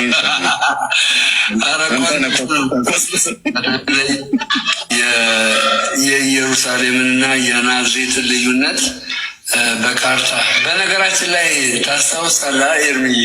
አንዱ ፎክሮ እኔ አሁንም አንተን ያሳሳትከኝ፣ በቃ ቤተ ክርስቲያኒቷን እንዳላቅ ያደረከኝ ስድብ በአንደበቴ ውስጥ የሞላኸው አንተ ነህ። ቀለሜ እነግርሃለሁ አስረግጬ፣ አንተን አይቼ ነው ገድላትን የገዛሁት። አንተን አይቼ ችግሩ ምንድን ነው መሰለህ? ገድላትን ገዝቼ ሳነባው ወደ ኦርቶዶክስ ጨመሩኝ። ገድላትን አልነበብኩና ወደ ኦርቶዶክስ አንተን ሰምቼ ልሳደብ ነበረ። እሺ አንዴ ቆይ ሄሉ፣ ምንድን ነው በነገራችን ላይ እንትን መቶልኝ ነበር አሁን ስክሪን ላይ ደፊባቸው ሄለንን አስወጣት የሚል እኔ ክርስቶስን በጣም እንደዚህ የሚላል ቲክቶክ ማለት የምታሳያቸው ነገሮች አንዳንድ ሰዎችን ለአንዳንድ ሰዎች አንኮምፈርተብል ሊሆኑ እንደዛ ስለሚሆኑ ምንድን ነው ሪሙቭ አድርጋት አይነት ነገር የሚሉ መቶልኝ ካንስል ቢሆን ኤኒዌይስ መብራን እና ምንድን ነው ያኛው ወንድም ኤርሚያስ ማለት ነው ቅድሚያዎች ፕሮቴስታንት ኤርሚያስ እሱ ምንድን ነው እያስተማረ ነበር። አዎ እንደው እስቲ ወንድ የሆነ መጥቶ ከኛ ጋር ይከራከር ምናምን እያለ እናንተ የምትሉት በሃይማኖት እንከራከር ነው የምትሉት በነዚህ በአምስቱ አዕማደ ምስጢራት ምናምን የድህነት ጉዳይ ምናምን የትንሣኤ ሙታን ምናምን እንደነዚህ አይነት ጉዳዮች ካሉና አንወያይም ነው እያላችሁ ያላችሁት አለን። አዎ ብለናል። ይህን ትክክል ነው። የድህነት ጉዳይ፣ የሃይማኖት ጉዳይ፣ ያስተምሩ የዶግማ ጉዳይ እነዚህ አይነት ነገሮች ናቸው የሚያሳስቡኝ። እነሱን ተቀብለ ክርስቲያን ሆኖ እየተባልክ ያለው እንጂ ያ ምንድነው ታቦተ ጽዮን እዚህ ኢትዮጵያ አለች የለችም የሚለውን አምነህ እኮ አይደለም የምትጠመቀው። እሱን ብታምን እንኳን አትጠመቅም። አሁን ባለህ እምነት ውስጥ ሆነ ባለህ አስተምህሮ ውስጥ ሆነ ታቦተ ጽዮን ኧረ በስመ አብ አለች እዚህ ሀገር ብለህ ሄደህ ልታከብር ለምን አትሄድም? ለምን ያንን የአክሱም ቤተክርስቲያንን ጽዮን ቤተክርስቲያንን ማለት ነው እሱን ለምን 37,000 ጊዜ አትዞርም? በዚህ አስተምህሮ እኮ አናጠምቅህም። አንተን የምናጠምቅ ወይም ፕሮቴስታንት ወንድመቶቻችንን ወይም ሌሎቹንም ቢሆን የምናጠምቀው ወደ ቤተክርስቲያን የምንጨምራቸው የምርም ታቦተ ጽዮን ኢትዮጵያ አለች የለችም በሚለው አይደለም። የምንጨምራቸው በምንድን ነው? በቃ ሃይማኖት ወይም ዶግማ አስተምህሮ የምንላቸውን በማሳመን ነው። በገዛ ላይ ነው ልንከራከር የምንችለው። ታዲያ ከዛ ውጭ ታቦተ ጽዮን የት ነው ያለችው በሚል ደግሞ ክርክር የገጠመ የገባ እንዶ በታሪክ ውስጥ ሰምተህ ታውቃለህ? አይበል እንደው ይሄንን እንደ አፋለኝ ብለህ ታወራለህ? በጌታ ሼም እኮ ነው ይሄ እኮ አይወራም እኮ እንዴ። ከዚህ በፊት ብያቸዋለሁ። ምንፍቅና የተልከሰከሰበት ዘመን ይሄ ዘመን ነው እንዴ። ታቦተ ጽዮን ኢትዮጵያ ውስጥ አለ የለም በሚል ክርክር እንግጠም ይላል ሰው። የሃይማኖት ጉዳይን ወደ ጎን አድርጎ እና ዶግማ የሃይማኖት ጉዳይ ስለ የዶግማ ጉዳይ ማለት ነው። እና ታቦተ ጽዮን ኢትዮጵያ ውስጥ እንግዲህ አለች ተብሎ ይታመናል። እሰየው። እና ባትኖርስ ከድህነታችን ላይ የሚጎልብን ነገር አለ? የለም። ያው የሌለችባቸው ሀገራትም ድነው አይተናል በክርስቶስ ኢየሱስ ማለት ነው። እና እንደነዚህ አይነት ታሪካዊ ነገሮችን ለማንሳት ይሞክራሉ። ከዛ በኋላ ደግሞ እንዳያችሁት ያነሳና የእመቤታችን እንግዲህ ኢትዮጵያዊ የሆነ መልክ ይሰጣል። በአንድም በሌላ ምክንያት ማለት ነው። በአንድም በሌላ መንገድ ኢትዮጵያዊ የሆኑ ነገሮች ይሰጣል። ኢትዮጵያዊ የሆኑ አገላለጾችን እንጠቀማለን ለምንገልጻቸው አገላለጾች ማለት ነው። እንዲህ ሀርና ወርቁን ስታስማማ ምናምን የሚል አይነት ነገር አላ እስቲ ወርቁ የታለ? እዚህ ጋር ነጭ ነገር ነው እያየን ያለ ነው ስዕሉ ላይ። እንደዚህ ክርክር ነው የሚከራከሩት በጌታ ስም እንዴ። ይሄ ፈትል ሀር የኢትዮጵያ ነው የእስራኤል? ይሄ ነው ክርክራቸው ማለት። ትልቅ ነገር ራሱ የላቸውም። ይዘው የሚመጡት እንደነዚህ ነገር ነው። እያያችሁ ነው ጋይስ። የድህነት ጉዳይ ይመስላችኋል እንዴ? ሰው ለመዳን ምን ማድረግ አለበት የሚለው ጉዳይ ይመስላችኋል? የጭንቀታቸው ወይም የሚያመጡት ነገር እንደዛ አይደለም እኮ። የሚያመጡት እኮ በቃ ይሄ አሁን ይሄ ነገር እኮ ነው። ኧረ ይሄ ነጭ ነገር ብቻ ነው እያየን ያለ። ወርቁ የት አለ? ሀርና ወርቅን ስለሚል እመቤታችን ማለት ነው እያስማማች ታደርግ ነበር ስለሚል ወርቁ የት አለ? ነጭ ነገር ብቻ ነው እየታየን ያለው። እንደዚህ ቀላል ነገር እያነሱ ነው አሁን የሚፎክሩት። እኛን ደግሞ ጭራሽ በሃይማኖት ጉዳይ ላይ ካልሆነ አልወያይም ትላላችሁ ተብሎ እየተከሰሰን ያለ ነው። ደግሞ እኛን መከሰስ ያለበት አሁን ማለት በሃይማኖት ጉዳይ ነው በቃ የምወያየው የሚለው ወይስ ሀሩ እዚህ ጋር አለች ነጩ አለች ወርቁ የት አለ ነጩ የለ የሚል ነው? አሁን እንደነዚህ ከነዚህ አይነት ሰው ጋር የምናወራው በጌታ ስም እንደዚህ ክርክር ነው። ኧረ በስመ አብ። ይሄንን አመንክ አላመንክ መች ክርስቲያን ያደርገና ክርስቲያን የሚያደርግ እኛ እንከራከርበታለን ያለው ሃይማኖት ነው። ለዛ ነው በደንብ እንደው ሽንጣችን ገትረን እዛ ላይ ጥብቅ ብለን የያዝናችሁ ለዛ ነው። ዳሩ ግን ምንድነው መሰረታዊ ነገር ይነሳ ቢባል እርስ በእርሳችሁን ፕሮቴስታንቶች ልትቆሙ አትችሉም። በአንዳችሁ ፊት አንዱ ክርስቶስ ለዓለም ሁሉ ሞቷል ሲል አንዱ ይመጣና አረ ለዓለም ሁሉ አልሞተም ለተመረጡት ነው ለሰው ዘር ሁሉ አልሞተም ለተመረጡት ነው ብሎ ያፈርስብሃል። አንዳንዱ አይ ገና ከጅምሩ ሰዎች የሚድኑት አስቀድሞ እግዚአብሔር ከወሰነባቸው ብቻ ነው። የተወሰኑትን እግዚአብሔር በቃ አስቀድሞ ወስኗል የሚድኑትን። ስለዚህ እነሱ እንዲያምኑ ያደርጋቸዋል፣ እንዲድኑ ያደርጋቸዋል። አለቀ። ሌሎቹ ደግሞ ለገሃነም ትቷቸዋል የሚላል። አንዱ ደግሞ ይመጣና እሱ ደግሞ ይቃወማል። ስለዚህ መሰረታዊ ነገር ላይ ሄዶ መጽሐፍ ቅዱሳዊ ነገር ላይ ልክ ሲገባ ፕሮቴስታንቲዝም ብትንትንትንትን ይላል። ከዛ በኋላም ልክ ይሄ የካውንስሉ የፕሮቴስታንት ማለት ነው ሎጎውን ነው የካውንስሉ ነው የምንድነው ሄሉ ምናልባት ካለሽ እስቲ ቪዲዮ ታሳይኝ ይሆናል። እና ሎጎአቸውን ያሳይና ማለት ሎጎ የተለያየ ቀለም ምናምን ቅርጽ ምናምን ነገር ያለበት አይነት ነገር ነው። እና እሱ ለምን እንደዛ እንደተወጣ እንኳን ሲናገሩ ለምን ቢሆን ጥሩ ነው። የተለያየ አስተምህሮ ያላቸው ቸርቾች ቤተክርስቲያኖች ህብረት ስለሆነ ነው። የተለያየ አስተምህሮ ያላቸው በአስተምህሮ ደረጃ የተለያየ አስተምህሮ ነው ያላቸው። ተበጣጥሰው እንዳለው ማለት ነው ራሱ የኤርሚያስ የሚባለው ወንድም ልክ እንደዛ የሆኑ ህብረት ነው። ስለዚህ አስተምህሮ ላይ ሲመጣ እርስ በርስ ስለሚመታታ እርስ በእርሷ የማትስማማ መንግስት ደግሞ ልትጸና ስለማትችል ምን ያደርጋሉ? አይ በቃ እንደው እርስ በርስ የሚያጣላን ነገር ስለሆነ ይሄ ነገር እንደው ይቅርብና ዝም ብለን እስቲ እንደው የተሳካልን ያህል እንሞክር። ሀሩንና ወርቁን እስቲ ቼክ እያደረግን ነጭ ብቻ ሲታየን ወርቁ የታለ ብለን እየጠየቅን ገድላ ታምራት ብለን አውጥተን ለማጭበርበር እየሞከርን እንደዛ እስቲ እንደሆነ ሞክር ብሎ የተነሱ ናቸው እንጂ ሃይማኖት ጉዳይ ላይ ምንም የትም ሊቀርቡን አይችሉም። ጭራሽ ቤተክርስቲያንን ሊቀርቧት አይችሉም። ቤተክርስቲያንን አይቀርቡ ጫፏ ጋር ነው የማይደርሱት። ቤተክርስቲያን ጋር እንዲህ አይቀርቧትም። ቤተክርስቲያን ጋር ኢየሱስ ጋር በተአምር እንዴት አድርገው ይዋጉታል? ኢየሱስን ቤተክርስቲያንን መዋጋት ኢየሱስን መዋጋት ነው። ከዚህ በፊት አሳይቻችኋለሁ እንዴት እንደሆነ እሱ እና ኤኒዌይስ አብሮ ከዛ አሁን ኤርሚያስ የሚባለው ወንድም ልክ እንደዚህ ሲያወራ ማለት ነው ከትንሽ ጊዜ በፊት ነው እንደዚህ የሚያወራው እና ሲያወራ አብሮት የነበረ ከስር ሲያወራ የነበረ ሰው ሰምታችኋል። አንድ ወንድም ነው እንግዲህ ደምረው ይባላል። እዚህ ቲክቶክ ላይ ደምረው ይባላል እና ምናልባት የማታውቁት ሰዎች ካላችሁ ማለት ነው። እሱ ከስር አብሮት ያወራል። ፕሮቴስታንት ነው ያወሩት። እርስ በርስ የተቀባበሉ ያወራሉ። አሁን ላይ አብሮት ሲያወራ የነበረው ያደምረው የሚባለው ራሱ ወደ ክርስትና መጥቻለሁ እያለ ነው። ወደ ክርስትና ልመጣ ነው፣ አሁን በቅርብ ልጠመቅ ነው እያለ ነው። እና ከልቡ እንደሚሆን አምናለሁ አስባለሁ። ጌታ ደግሞ በነገር ሁሉ ይርዳው፣ የልቡን ይፈጽምለት፣ በልቡ ላይ በደንብ እምነትን በደንብ አድርጎ ይዝራበት እና አብሮት እንደዛ ሲል የነበረ ወንድም ከስሩ ላጥ ብሎ አረ ጉዞ ወደ ክርስቶስ ቤተክርስቲያን፣ ጉዞ ወደ እግዚአብሔር፣ ጉዞ ወደ ክርስቶስ ቤተክርስቲያን ብሎ ለምሳሌ እሱ ራሱ አብሮት የነበረው ሳይቀር ይወዳል እና ጥሩ ነው። ጌታ ይመስገን። ሰው ምንድነው ልላችሁ የምወደው ቅድም ጀምሬላችሁ ነበር። ስሙት አንዴ በጌታ ይሄንን ቆይ ሄሉ አንዳንድ ቪዲዮችን እስከምታወጣ ስሙ። ጻድቁ አብዶ ምን እንዳሉ ሐዋርያት ጴንጤዎች ናቸው በሙሉ የጌታችንን እናት ጨምሮ ማለት ነው። ጴንጤ ናቸው በፈለገ መንገድና ጴንጤ ናቸው። 120ዎቹ ጴንጤ ናቸው። ጴንጤ ናቸው። ማንም ይምጣ ለመከራከር ይችላሉ። ሐዋርያት ጴንጤዎች ናቸው በሙሉ የጌታችንን እናት ጨምሮ ማለት ነው። ብሏላ እንትና ኤርሚያስ በሱም ስር ይልን ሄሉሻ ነገ በሱም ስር አታምታታም ስለ በሱም ይስ እና ቅዱስ ሚካኤል በጣም ነው ሾክ ያደረገኝ እንደዛ ሲል።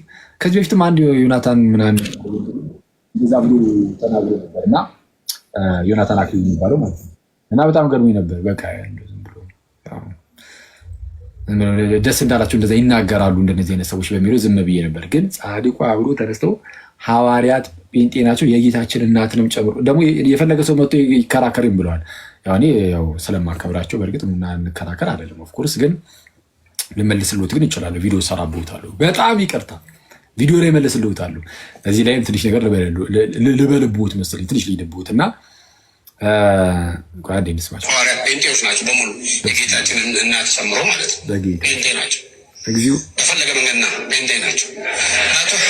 120ዎቹ ጴንጤ ናቸው። ጴንጤ ናቸው። ማንም ይምጣ ለመከራከር ይችላሉ። ማንም ይምጣ ለመከራከር ይችላሉ። ማንም ይምጣ ለመከራከር እችላለሁ ብለዋል። እሺ አከብሮታለሁ ምናምን ጥሩ የተረጋጉ ሰው ናቸው። እሳቸው ላይ ሞክ ለማድረግ ምናምን አይደለም። ግን ይሄ ግን አይደለም ክርስቲያኖችንና እኔ ሌሎችን ፕሮቴስታንቶችን ራሱ ያስቆጣል። ያው የተወሰነ እርስ በርስ እንተሳሰብ በሚለው ነው እንጂ ይሄ ሌሎቹን እኔ የተወሰነ ሻል ያሉ ፕሮቴስታንቶችን ራሱ ሊያስቆጣ የሚችለው ምክንያቱም በፕሮቴስታንቶቹ ዘንድ በአንዳንድ ፕሮቴስታንቶች ዘንድ ጴንጤዎች በጣም ብዙ ባዕድ የሆነ ትምህርቶችን ተሸክሟል ብሎ ያምናሉ። ለምሳሌ የሴቶች አገልግሎት ጋር በተያያዘ እና ሌሎች ጉዳዮች ላይ ምናምን የልሳን ጉዳይ ላይ ሳይቀር ምናምን ባዕድ የሆነ ነገርን ይዘዋል ብለው ስለሚያስቡ ባዕድ የሆነ ነገርን የተሸከሙ ሰዎችን ይዘው ሐዋርያት እንደዛ ናቸው፣ ባዕድን የያዙ ናቸው እንደማለት ነው። ሐዋርያት ማርያምን ባዕድ ነገር ያዘች ናት እንደማለት ነው። 120 ቤተሰብ ባዕድ ነገርን ይዟል እንደማለት ነው። ምክንያቱም ጴንጤ ባዕድ ነገርን ይዟል ተብሎ በሌሎች ፕሮቴስታንቶች ሳይቀር ስለሚታመን ይኸው ከዚህ በፊትም ቪዲዮ ሰርቼ የላችሁ ነበር አይደል? ቆይ አንዴ ላሳያችሁ። ራሳቸው ፕሮቴስታንቶች ለምሳሌ ለምሳሌ ስሙት። ግን ፕሮቴስታንቱን የምጠይቀው ጥያቄ አለ። መጽሐፍ ቅዱስ ግን ፕሮቴስታንቱን የምጠይቀው ጥያቄ አለ አለ። ለምሳሌ ቆይ ግን ፕሮቴስታንቱን የምጠይቀው ጥያቄ አለ። መጽሐፍ ቅዱስ ብቻ ከሆነ የምትከተሉት መጽሐፍ ቅዱስ ውስጥ ብዙ የተጻፉ ነገሮችን ግን አትከተሏቸው። ለፕሮቴስታንት የምጠይቀው ጥያቄ አንድ ነገር አለ። እሺ ሰው እንደዛ አለ እና ይህን የሚያወራው ፕሮቴስታንት ነው። ባይዚ ዳዊት ፋሲል ዳዊት ነው። ዳዊት ፋሲል የሚባለው ወንድም ማለት ነው። እና እሱ ምን እያለ ነው? ለፕሮቴስታንቶች የምጠይቀው ጥያቄ አለ አለ። ፕሮቴስታንት ያለው ጴንጤዎችን መሆኑ እና ፕሮቴስታንት ብዙ ነው፣ ጴንጤዎችን ለማለት ነው እንደዛ ያለው።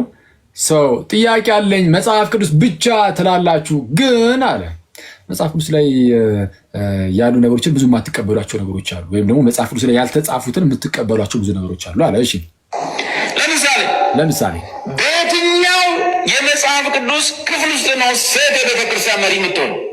የለም። ሶላ ስክሪፕቹራ ውሸት። በየትኛው መጽሐፍ ቅዱስ ጥቅስ ነው ቤተክርስቲያን ውስጥ እንደ ልባችሁ በልሳን ጩሁ የሚለው? የለም። ግን ሶላ ስክሪፕቹራን የምትጠቀሙት ከኦርቶዶክስ ጋር እኚህን መምህር አክሊል አቁም። እኔ እዚህ ጋር አውረዋለሁ፣ አንተ ዝም በል ትላለህ። እሺ እንደሰማችሁት ያው ለምሳሌ ብለውም አንድ ሁለት ማሳያም አውጥተው አሳዩ መምህሩ እና ምን እያልኳችሁ ነው? ከመጽሐፍ ቅዱስ ውጭ የሆነ ሰዋዊ ነገርን ይዛችኋል እያላቸው ነው። which is ባዕድ የሆነ ነገር አይደል? እንደዛ ማለት ነው። ለመጽሐፍ ቅዱስ ባዕድ የሆነ መጽሐፍ ቅዱስ ላይ የሌለ መጽሐፍ ቅዱስን የሚቃወም ከሆነ ለመጽሐፍ ቅዱስ ምንድነው? ባዕድ ነው። ፕሮቴስታንቶች ባዕድ የሆነ ነገር ይዛችኋል እያለ ነው ይህ ወንድም ወይም ይህ መምህር፣ እንደዛ እያሉ ነው ይህ መምህር። ይቅርታ። አንድ ጴንጤ ተነስቶ አሱት ባዕድ የሆነ ነገርን የያዘ ጴንጤ ማለት ተነስቶ ሐዋርያት ጴንጤ ናቸው ማለት ሐዋርያትም ባዕድ የሆነ ነገርን ይዘዋል እንደማለት ነው። ምክንያቱም ጴንጤ አሁን በገለጸው መልኩ ያለ ቤተ እምነት ስለሆነ ይህን የገለጸው እንግዲህ እኔ አይደሉም ፕሮቴስታንት ነው ራሱ። ቅድስት ድንግል ጴንጤ ናት ማለት ባዕድ የሆነ ነገር እሷም ይዛለች እንደማለት ነው። 120 ቤተሰብም ልክ እንደዛው እንደማለት ነው። እና ይሄ በጣም ደካማ የሆነ አገላለጽ ነው። እኔ የተወሰነ ሻል ለሚሉ ፕሮቴስታንቶች ራሱ ይሄ በጣም አሳፋሪ ነው። ስለዚህ እንደዚህ አይባልም። ሐዋርያት ክርስቲያኖች ናቸው። እሺ ቀጥተኛ ኦርቶዶክስ የሆኑ ክርስቲያኖች ናቸው።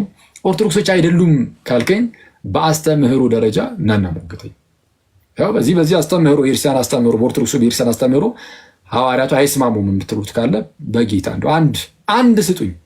አንድ ጴንጤ ጥምቀት አያድንም ይላል። ሐዋርያትን ስታያቸው እንዳለ ጥምቀት ያድናሉ ትምህርታቸው። ቅዱስ ቁርባን የጌታ ስጋና ደም አይደለም ይላል ጴንጤ። ሐዋርያትን ስታያቸው ራሱ ኢየሱስን ጨምሮ የጌታ ስጋና ደም ነው የሚለው። በአስተምህሮ ደረጃ ፕሩቭ ሚ ሮንግ፣ ስህተት መሆኔን እስቲ ያሳዩ እና ኤንዌይስ እንደነዚህ አይነት ሰዎች አሁን እንደዚህ የሚሉት ይመስለኛል። አሁን 120 ቤተሰብንም ስለጨመሩ ያው 120 ቤተሰብ በተሰበሰበበት ጊዜ መንፈስ ቅዱስ ወርዶ በዚህ በጣም ድካም ውስጥ ነኝና ለዛ ዛሬ አልቻልኩም የተወሰነ ጉሩ እና ምንድነው ስለዛ ካዛብኳችሁ ይቅርታ ማለት ነው። እና ምንድነው በዛ በ120 ቤተሰብ ላይ መንፈስ ቅዱስ ወርዶ አልነበረ፣ ልሳን በእነርሱ ላይ ወርዶ ነበረ እና ልሳን ወርዶባቸው ስለነበር በቃ እንደው አሁን ላይ ጴንጤ ልሳን ስለሚናገር ያ በዛ በ120 ቤተሰብ ላይ የወረደው ልሳን ስለሆነ አሁን እኛ ጋር ያለው ልሳን እያሉ ነው። እነሱም ጴንጤ ናቸው በቃ የማለት ነገር እና በዛው መንፈስ ቅዱስ በወረደ ሰዓት ደግሞ እመቤታችንም አብራ ነበረች፣ የጌታ እናትም በዛ ነው እንደነበረች ይናገራል።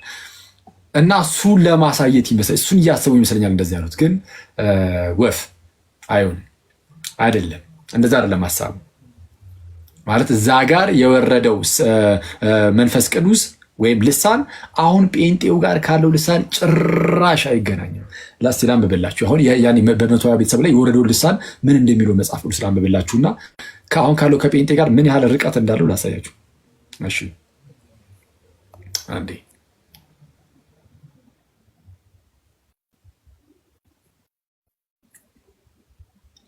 መጽሐፍ ቅዱሳችሁን ግለጡ እና ሁላችሁም ያንኑ ቦታ እንክፈተው። ሐዋርያት ሥራ ምዕራፍ 2 ሐዋርያት ሥራ ምዕራፍ 2 ከቁጥር 1 ጀምሮ እንዲህ ይላል። አወጣችሁ ጋይስ አብረን እናንብብ። እሺ። በዓለ ሃምሳ የተባለውን ቀን በደረሰ ጊዜ ሁሉም በአንድ ልብ ሆነው አብረው ሳሉ። በዓለ ሃምሳ ማለት ከፋሲካ 50ኛው ቀን ላይ ማለት ነው እና ከፋሲካ 50ኛው ቀን ላይ በዛ በፋሲካን በሚያከብሩ ጊዜ ላይ ስለነበር ጌታችን የተሰቀለውም ስለዛ ከጌታችን ስቅለት 50ኛው ቀን ላይም በአንድ ልብ ሆነው አብረው ሳሉ። እሺ ሐዋርያቱ የ120 ቤተሰብ ምናምን ማለት ነው። ድንገት እንደሚነጥቅ አውሎ ነፋስ ከሰማይ ድምፅ መጣ፣ ተቀምጠውም የነበሩበትንም ቤት ሁሉ መላው። እንደ እሳትም የተከፋፈሉ ልሳኖች ታዩአቸው፣ በእያንዳንዳቸውም ላይ ተቀመጡባቸው። በሁሉም መንፈስ ቅዱስ ሞላባቸው። እሺ መንፈስም ይናገሩ ዘንድ እንደሰጣቸው በሌላ ልሳኖች ይናገሩ ጀመር። አሁን 120 ቤተሰብ ተሰበሰበ፣ መንፈስ ቅዱስ በእነርሱ ላይ ሞላባቸው፣ መንፈስም ይናገሩ ዘንድ በሰጣቸው በሌላ ልሳኖች ይናገሩ ጀመር እና ሁሉም እንደተሰጠው ልሳን ይናገራል፣ በተሰጠው ልሳን ማለት ነው። እሺ አሁን ይሄ ልሳን አሁን ላይ ያሉ ጴንጦች የሚናገሩት አይነት ሶኮል ልሳን ነው። አሁን ላይ እነሱ ይሉታል ልሳን ብለው ይጠሩታል። የእነሱንም ያው ከመጽሐፍ ቅዱስ ላይ ልሳን የሚል ስላለ የእነሱንም ልሳን ብለው ጠርተውታል። ግን የምር ሐዋርያት ላይ የወረደው ልሳን እና እነዚህ ሰዎች አሁን ጴንጦች የሚናገሩት ልሳን ተመሳይ ነው? በፍጹም። ይኸው እሱን ለማወቅ መጽሐፍ ቅዱስ ላንብብላችሁ። በጣም ቀላል ነገር። የጴንጤው ልሳን ምን አይነት እንደሆነ ታውቃላችሁ? ጭራሽ ዓለም ላይ የማይታወቅ አይነት ምንም ዝም ይሉታል፣ ዝም ብለው እነሱም አያውቁትም፣ ማንም አያውቁም፣ ዓለም ላይ የማይታወቅም በቃ ከእግዚአብሔር ጋር የተነጋገርንበት ነው አይነት ነገር ብቻ ብለው ለማለፍ የሚሞክሩት። እሺ ስለ ልሳን ግን እንዲህ ይላል። ከሰማይም በታች ካሉ ሕዝብ ሁሉ በጸሎት የተጉ አይሁድ በኢየሩሳሌም ይኖሩ ነበር። ማለት የዛ ሰዓት የአይሁድ በዓል ስለነበረ በዓለ ሃምሳ ራሱ በዓል ለማክበር ከተለያየ የዓለም ክፍል ወደዛ አካባቢ ሄደው ነበረ። በጸሎት የተጉ አይሁድ በኢየሩሳሌም ይኖሩ ነበር በዛ ሰዓት ማለት ነው፣ በዓሉን ለማክበር ሄደው። ይህም ድምፅ በሆነ ጊዜ ማለት የሐዋርያቱ ድምፅ ማለት ነው፣ በተለያየ ልሳን መናገር ሲጀምሩ ሐዋርያቱ ይህም ድምፅ በሆነ ጊዜ ሕዝብ ሁሉ ተሰበሰቡ። ከዛስ እያንዳንዱም ያ ሕዝብ ማለት ከተለያየ የዓለም ክፍል የመጣው ሕዝብ እያንዳንዱም በገዛ ቋንቋው ሲናገሩ ይሰማ ስለነበር የሚሉትን አጡ። ሲናገሩ የነበሩት በገዛ ቋንቋቸው ነው። የሳው ልሳን ማለት የራሳቸው የሰዎቹ ቋንቋ ነው። ማይ ብራዘር የገዛ ቋንቋቸውን በገዛ ቋንቋቸው ሲናገሩ ይሰማቸው ስለነበር የሚሉትን አጡ። ስለዚህ አሁን ላይ ያለው የጴንጤ የሚናገሩ ልሳን ብሎ የሚናገሩ ነገር የዛሬ 100 ዓመት አካባቢ የጀመረ ከዛ በፊት ግን በክርስትና ውስጥ ሳይሆን በባዕድ አምልኮ ውስጥ በጣዖት አምላኪያን ዘንድ የሚታወቅ አይነት የዛር አይነት ድምፅ የማውጣት አይነት ነገር ነው እንጂ የክርስትና አይደለም። ሲጀመር እሱ በፍጹም የክርስትና አይደለም። እና ያ በሐዋርያቱ ላይ የወረደው ልሳን ግን በቃ ቋንቋ ነው። ልሳን ማለት አንደበት፣ ቋንቋ ማለት ነው። ምን አለ? እያንዳንዱን በገዛ ቋንቋው ሲናገሩ ይሰማ ስለነበር። እነዛ ሰዎች በልሳን የተናገሩት የሰሙት ቋንቋ ነው። አለቀ። በገዛ ቋንቋቸው ከተለያየ አካባቢ መጡ። እሺ ቀጣይ ይላል ተገርመውም ተደንቀውም እንዲህ አሉ። አሁን ተገረሙ ተደነቁ። ምክንያቱም የሚናገሩት እነዛ ሰዎች የገሊላ ሰዎች ናቸው አይደለ? የሚናገሩት እነዛ ሰዎች የገሊላ ሰዎች ናቸው። ሐዋርያቱ ምናምን የገሊላ ሰዎች ናቸው። እነሱ ደግሞ ከተለያየ አካባቢ የመጡትና ከተለያየ የዓለም ክፍል መጥተው እንዴት በገዛ ቋንቋቸው ይሰብኳቸዋል? የገሊላ ሰዎች ሆነው እንዴት? እሱ ነው አሁን እያስገረማቸው ያለው። ተገርመውም ተደንቀውም እንዲህ አሉ። ምን አሉ? እነሆ እነዚህ የሚናገሩት ሁሉ የገሊላ ሰዎች አይደሉምን? እኛም እያንዳንዳችን የተወለድንበትን የገዛ ቋንቋችንን እንዴት እንሰማለን? እነዚህ የገሊላ ሰዎች አይደሉም እንዴ? ስለዚህ እኛም እያንዳንዳችን የተወለድንበትን የገዛ ቋንቋችንን እንዴት እንሰማለን? የሰሙት የተወለዱበትን የገዛ ቋንቋ ነው። እስቲ አሰማናት አለ። እንደዛ ነው ያሰማ ያለው አንተ አይደለም እኮ ስለ የጴንጤ ልሳን ሲጀመር የሐዋርያቱ ልሳን አይደለም። ስለዛ የትኛውን ጴንጤ ተነስቶ ማርያም ጴንጤ ናት፣ ሐዋርያት ጴንጤ ናቸው፣ መቶ ቤተሰብ ጴንጤ ነው የሚል ሰው ካለ እሱ ስለ የትኛው ማርያም፣ ስለ የትኛው ሐዋርያት፣ ስለ የትኛው ደቀ መዝሙር እያወራ መቶ ቤተሰብ እያወራ እንደሆነ መታወቅ አለበት። ራሳቸው በህሊናቸው ፈጥረው የሆነች ማርያም የምትባል ፈጥረው በህሊናቸው፣ የሆኑ ሐዋርያት የሚባሉ በህሊናቸው ፈጥረው፣ የሆኑ መቶ ቤተሰብ የሚባሉ በህሊናቸው ፈጥረው ከሆነ የፈጠራቸው የጴንጤ ህሊና ስለሆነ ዘለ እነሱ ራሳቸው ጴንጤ ይሆናሉ። የተፈጠሩት ማለት በህሊና በጴንጤ ህሊና የተፈጠሩት እነሱ። ስለዛ ይሄ ማርያም ጴንጤ ናት፣ ሐዋርያት ጴንጤ ናቸው፣ መቶ ቤተሰብ ጴንጤ ነው የሚባለው እሱ በራሳቸው በጴንጤ ህሊና የተፈጠሩ ሌሎች ማርያሞች፣ ሌሎች ሐዋርያት፣ ሌሎች መቶ ቤተሰብ ደቀ መዛሙርት ናቸው። እውነተኛዎቹ የጌታ ኢየሱስ ደቀ መዛሙርት፣ የጌታ ኢየሱስ ሐዋርያት፣ የጌታችን ኢየሱስ እናቱ እነርሱ በተአምር ጴንጤ ሊሆኑ አይችሉም። እሺ ልሳለ እንመለሰው። እንዲህ ይላል እኛም እያንዳንዳችን የተወለድንበትን የገዛ ቋንቋችን እንዴት እንሰማለን ይልና የጳርቴና የሜድ የኢላማጤም ሰዎች በሁለት ወንዝም መካከል በይሁዳ በቀጰዶቅያም በጳንጦስም በእስያ በፍርግያም በጵንፍልያም በግብፅም በቀሬናም በኩል ባሉት በሊቢያ ወረዳዎች የምንኖር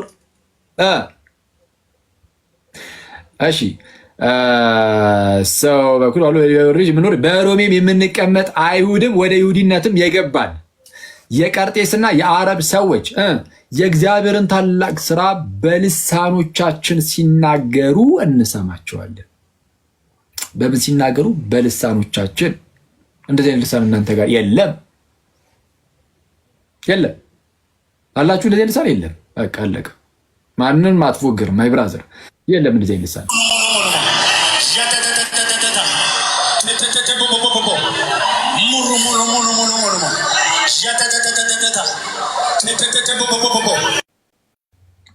አስባችሁታል? ጴጥሮስ እንደዚህ እያለ ነበረ ነው እያሉ ነው ያሉት። ታታታታታታ አረ ጌታ ይቅር ይበል። ጴጥሮስ እንደዚህ ይላል ትላለህ አንተ። አረ አንተ ሐዋርያት ጴንጤ ናቸው ብለህ እንደዚህ ይላል ነው? አረ በጌታ በኢየሱስ አረ እያፈርን እንደው በመብርሃን እስማ። አንዳንዴ ክርስቶስን በጣም ነው የሚያስገርመው እና በጣም የእግዚአብሔር መንግስት በጣም በደጅ ናት እና እኔ የትኛውም ሰው አሁን ወደ እግዚአብሔር መንግስት በጣም መቅረብ አለበት። ከእንደዚህ ዓይነት ቀልድ ወጥቶ ወደ ጌታ ቤተክርስቲያን መጨመር በጣም ያዋጠዋል። ክርስቶስ ድንገት ይመጣል። ያኔ እንዳናፍር በሙሽራይት ውስጥ ልንጠብቀው ይገባል። በቤተክርስቲያን ውስጥ ሆነን ልንጠብቀው ይገባል። ይሄ ቡቡቡ ጣጣጣ ቃቃቃ ምናምን ብለህ እነ ጴጥሮስ እንደዚህ ይላሉ ብትል፣ ሐዋርያው እንደዚህ ይላል ብትል ስራ ፈት አይደለም ማይ ብራዘር። መንፈስ ቅዱስ ሞልቶበት በተለያዩ ቋንቋዎች ልሳኖች በዓለም ዳርቻ እየሄደ ያስተምር የነበረ ነው ነው የምንለው የሞላበት ቅዱሱ መንፈስ እንጂ ሌላ አይነት ስፒሪት አይደለም። እንዲህ የሚያስብል አይነት መንፈስን አልተቀበልም። ቅዱስ ጴጥሮስም የተቀበለው እንዴ ምንድነው? የእግዚአብሔርን ክብር በገዛ ልሳኖቻችን ይገልጣሉ ተብሎ እስኪነገርላቸው ድረስ የእግዚአብሔርን ቃል የሚገልጡበት ቋንቋን የተሰጣቸው አለቀ። እና ጴንጤ አይደሉም እና እስቲ የተወሰነ እንሄድበት ይሆናል እና ሌላም ነገር አይቻለሁ። ቆይ እስቲ ሴቭ አድርጌው ነበር እንዲህ ወንድማችን በጋሻው ደስ አለኝም ትላለህ።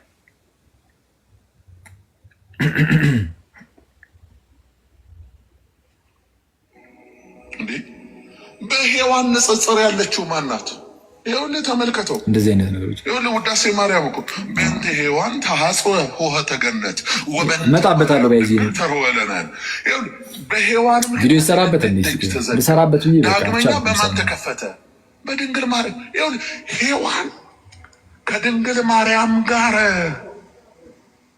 ልትነጻጸር በፍጹም አችልም። በፍጹም ስህተት ነው። ልክ አይደለም። የሔዋን ምትክ አይደለችም። ሔዋን በተአምር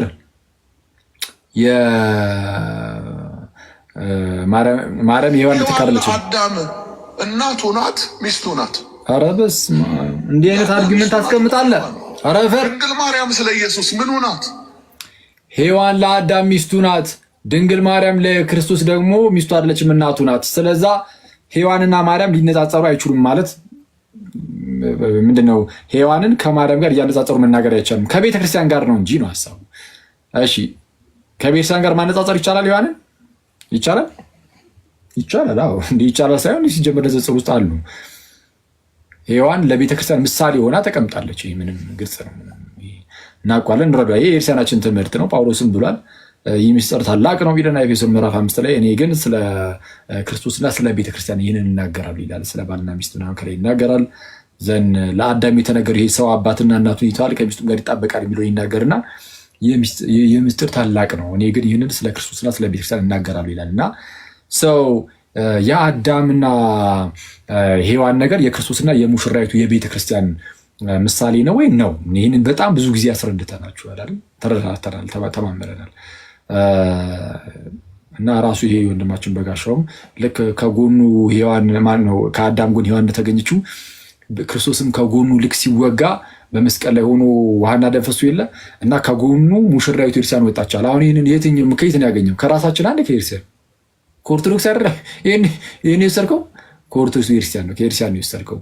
እና የሳው በዛ ከጎኑ ጌታችን ልክ አዳም እያንቀላፋ ነበር፣ ከባድ እንቅልፍ ላከበትና ከጎኑ ሔዋንን አስገኘ ሙሽራይቱን።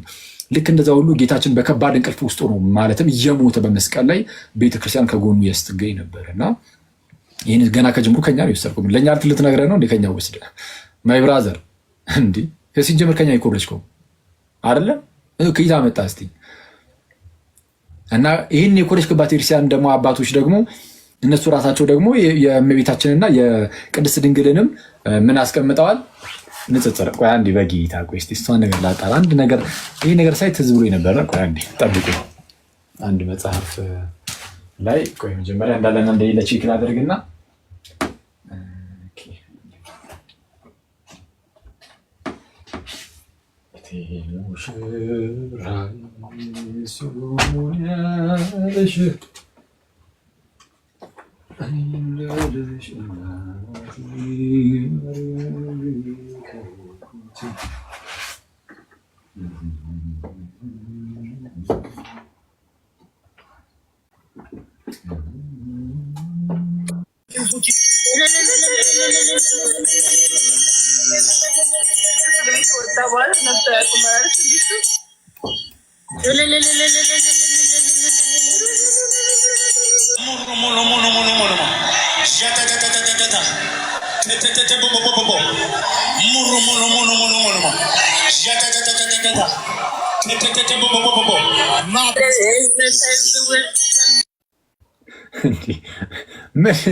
ምንድነው ከፍጃኝ ሴትዮ አንዴ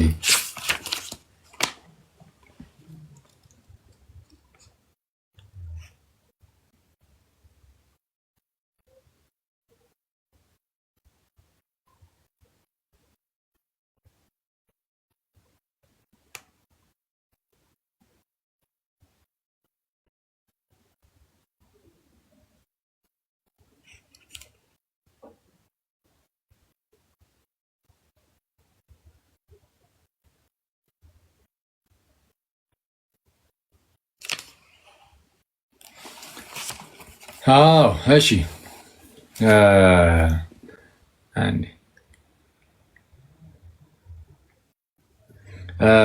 አንድ መጽሐፍ እንግዲህ የዛ በፕሮቴስታንቱ የታተመች አንዲት አነስ ያለች ጽሑፍ ነበረች። ከዚህ በፊት ትንሽ ሄጄባት ነበር እንደምታስታውሱት ዮሐንስ አፈወርቅ ላይ ያልሆነ ነገር ጽፈው እና ጭራሽ ያጸጻፋቸው ትንሽ በጣም ፈኒ ነበር። እና መግቢያውን እንትን ይህ ወንድም በጋሻው ለዚህ ጽሁፍ እንደው ሂስ ስተብሎ ይሁን ምን ይሁን ብቻ ነው ልክ የመጽሐፉ ምርቃት ቀን ባሉበት የተወሰነ ስለ መጽሐፉ የተወሰነ ነገር እሱ ነበር መግለጫ የሰጠው እና መግቢያውን ነው በቃ ምለው ብሎ መግቢያውን እንዲህ ብሎ ጀምሩት ነበር። በዘመናችን ያለው ክርስትና መጽሐፉ ላይ የሚለው ነው እንግዲህ በዘመናችን ያለው ክርስትና ድንገት እጃችን እንደገባ ዕቃ በድንገት የተገኘ አይደለም። እኛ ጋር ከመድረሱ በፊት ብዙ መንገዶችን አልፏል። በርካታ አባቶቻችን ዋጋ ከፍለውበታል። አንዳንዶች አካላቸውን አጥተዋል፣ ሌሎች ተገርፈዋል፣ ሌሎች ታስረዋል፣ ሌሎች የሚወዷቸውን ቤተሰቦቻቸውን ትተው ተሰደዋል፣ ሌሎች ተርበዋል፣ ሌሎች በብርድ ተሰቃይተዋል፣ ሌሎች በሰማዕትነት ወደ ጌታችን ሄደዋል።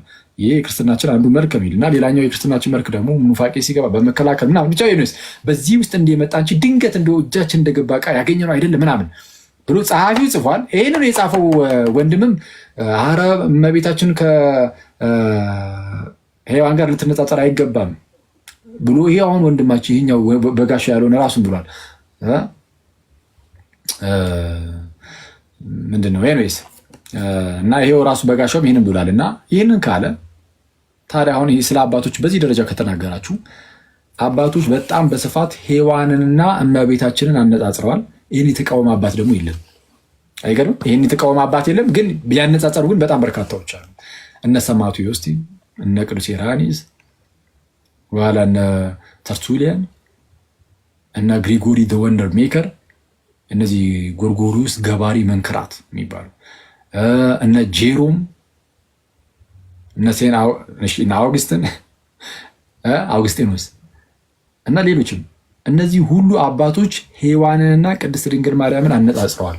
በሔዋን በኩል ሞት መጥቷል፣ በቅድስት ድንግል ማርያም በኩል ሕይወት መጥቷል። ከዚህ አንጻር ይነጻጸራል የሚለውን ነገር አሳይተዋል በአንድም በሌላ መንገድ እና ይሄ ሁሉ አባት ብሎት አንድም የተቃውሞ አባት ሳይኖረው እንዲህ ብለው የጻፉ ሰዎች እንደው በዘመናችን ያለው ክርስትና ድንገት እጃችን እንደገባ ዕቃ በድንገት የተገኘ አይደለም፣ ከኛ በፊት የነበሩ አባቶቻችን እኮ አስተላልፈውልን ነው ያለው ሰው ይመጣና ሙሉ በሙሉ አባቶችን ገደል ከቶ ድንገት የገባ ዕቃ አስመስሎ የራሱን ብቻ ይይዛል እና በጣም ፈኒ ናቸው። በጣም የአባቶችን ነገር ስለማያውቁ ክርስትና ለእነርሱ ታሪካዊ አይደለም። እነሱ እንደፈለጉት በቃ መጽሐፍ ቅዱሷን ያነባሉ። ከዛ በኋላ መጽሐፉን ያነቡና እነርሱ በተመቻቸው መልኩ እየተረጎሙ ደስ እንዳላቸው የሚመሩት ናቸው። እንደነዚህ አይነት ሰዎችን መጽሐፍ አመፀኛ ይላቸዋል። ምን ይላቸዋል? አመፀኛ እና ከአመፀኞቹ ተጠበቁ ይላል መጽሐፍ በተደጋጋሚ። እንደዛ ነው እና መጽሐፍትን ዝም ብሎ የማጣመም ጉዳይ ብቻ ሳይሆን ታሪኩን በደንብ ማየት ይፈልጋል። ታሪካዊ ክርስትና ቤተክርስቲያን ኤንዌይስ ቤተክርስቲያን በታሪክ ውስጥ ይዛ የመጣችው ነገር ምን ይመስላል? ዝም ብዬ ማንኛውም ሰው በዘመኑ ውስጥ በተለያዩ ዓመተ ምህረቶች ውስጥ እየተነሳ የሆነ ግለሰብ መጽሐፍ ቅዱስ እያነባ የራሱን ሃይማኖት እየመሰረተ እንዲኖር ነው እንደ መጽሐፍ ቅዱስ የተጻፈው አይደለም። መጽሐፍ ቅዱስ የተጻፈው በተለያየ ዘመን ላይ የሆነ ሰው እየተነሳ መጽሐፍ ቅዱስን አንብቦ እሱ በተረዳው ልክ ይረዳ እና ከዛ በኋላ የራሱን ሃይማኖት እየመሰረተ ፕሮቴስት እያደረገ እየወጣ ፕሮቴስታንት እየሆነ እንዲኖር አይደለም። የመጽሐፍ ቅዱስ አጻጻፍ ዓላማው እንደዛ አይደለም። ግን አንዳንዶች ግን ሌሎችን መጽሐፍት ደግሞ እንደሚያጣምሙ የጳውሎስን መልእክታት ያጣምማሉ አለ ማን? ቅዱስ ጴጥሮስ በመልእክቱ። ቆይ አንዴ እሷን ላንብብላችሁና ሄዱ የምታሳየን ነገር ካለ አይተን እንሰነባበታለን። በጋሻውን ተውት፣ እመጣበታለሁ። ጭራሽ ንግስት የሚባለውም እናት አይደለም ሚስት ብቻ ነው የሚል ነገርም ሲናገር ነበር። መጽሐፍ ቅዱስን ማያነበውም እንዲ ቴጌ የሚባሉት እናቶችም ጭምር ወይም ኩን ማለት ነው። ንግስት እየተባለች የምትጠራ እናትም አለች። የንጉስ እናትም ንግስት ትባላለች። ግን እሱ አይደለም ትልቁ ቁም ነገር። ግን ቆይ አንዴ ለምን እንዳነሳሁላችሁ መለክም ምን ነበር ራሳችሁ ነበር? እሺ የጴጥሮስ መልእክት ላይ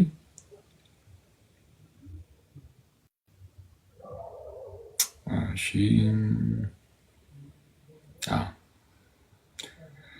ሁለተኛ ጴጥሮስ ምዕራፍ 3 ላይ እሺ ከቁጥር 15 የጌታችንም ትዕግስት መዳናችሁ እንደሆነ ቁጠሩ። እንዲሁም የተወደደ ወንድማችን ጳውሎስ ተመልከቱ። እንዲሁም የተወደደ ወንድማችን ማን? ጳውሎስ ደግሞ እንደተሰጠው ጥበብ መጠን ጻፈላችሁ። በመልእክቱም ሁሉ ደግሞ እንደነገረ ስለዚህ ነገር ተናገር ይልና እርሱ አስቀድሞ አንዳንድ ነገሮች አንስቷል። ከእሱ ጋር እያይዙ ይናገራል። ጳውሎስ ጽፏል ይልና ተናግሯል ይልና በእነዚያ ዘንድ ለማስተዋል የሚያስቸግር ነገር አለ። ጳውሎስ ጽፏል ካለ በኋላ ማለት ነው። ያልተማሩትና የማይጸኑትም ሰዎች ሌሎችን መጽሐፍት እንደሚያጣምሙ እነዚህን ደግሞ ለገዛ ጥፋታቸው ያጣምማሉ። እነዚህን የትኞቹን? የጳውሎስን መልእክታት ለገዛ ጥፋታቸው ያጣምማሉ። የጳውሎስን መልእክታት። እንግዲህ እናንተ ወዳጆች ይህን አስቀድማችሁ ስለምታውቁ በአመፀኞቹ ስህተት ተስባችሁ ከራሳችሁ ጽናት እንዳትወድቁ ተጠንቀቁ። ነገር ግን በጌታችንና በመድኃኒታችን በኢየሱስ ክርስቶስ ጸጋና እውቀት ደግሞ ለእርሱም አሁንም እስከ ዘላለም ቀን ድረስ ክብር ይሁን አሜን ይላል። እና እንደዛ ነው ጋይስ፣ ከአመፀኛ መጠበቅ አለብንና ያ እሺ። ሄሉ የምታሳይን ነገር ካለ አሳይና ጨርስ። እሺ ያ ይሄ ወንድም ደግሞ እሺ ሰው እሺ ሚስ ላርጊኒ እረኛ ነኝ ብዬ ስልህ ነገር የማይገባኝ ገሪባ እንዳልመስል። እንግዲህ ኢየሱስም ቀረበና እንዲህ አላቸው፣ ስልጣን በሰማይና በምድር ተሰጠኝ ከዚህ ጀምሮ ማለት ነው። እንግዲህ ሂዱና አሕዛብን ሁሉ በአብና በወልድ በመንፈስ ቅዱስም እያጠመቃችኋቸው ያዘዝኋቸውን ሁሉ እንዲጠብቁ እያስተማራችኋቸው ደቀ መዛሙርት አድርጓቸው ይላል። በዚህ ቃል መሰረት የሚቀድመው ምንድነውን እያልከን ያለው? ራልዬ ጥምቀት ነው አይደል እያልከን ያለው? አታምነው? ቆይ ነው አይደል እያልከኝ ያለው? ይኸውልህ በአንተ በማደል እያልከን ያለው በቃ እኔ ደግሞ በዚህ ቃል መሰረት ጥምቀት አይቀድምም። ለምን? ስብከት ይቀድማል አስቀድሞ። ለምን? ኦኬ ቴንክ ዩ። ለምንድነው ስብከት የሚቀድመው? አስቀድማችሁ ስበኩ ስላላቸው።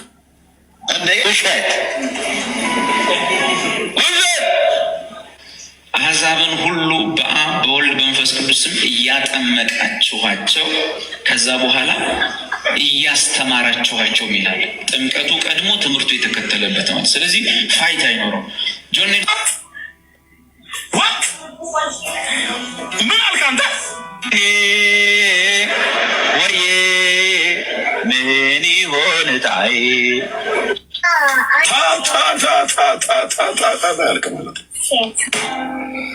አንዳንድ እንደዚህ ጣልቃ ምትገብ ወንጌላዊ ተብሎ ተጠርቶ ምን መጽሐፍ ቅዱስ ያውቃል? እዛኛው ቤት ብቻ ነው። እዚህኛውን ቤት የነሱን ጩኸት ይዘው የሚጮሁ አሉ። ናግባ እጅ አውጣና ናግባ። በየትኛው የመጽሐፍ ቅዱስ ክፍል ውስጥ ነው ሴት የቤተክርስቲያን መሪ የምትሆን? የለም። ሶላ ስክሪፕቹራ ውሸት።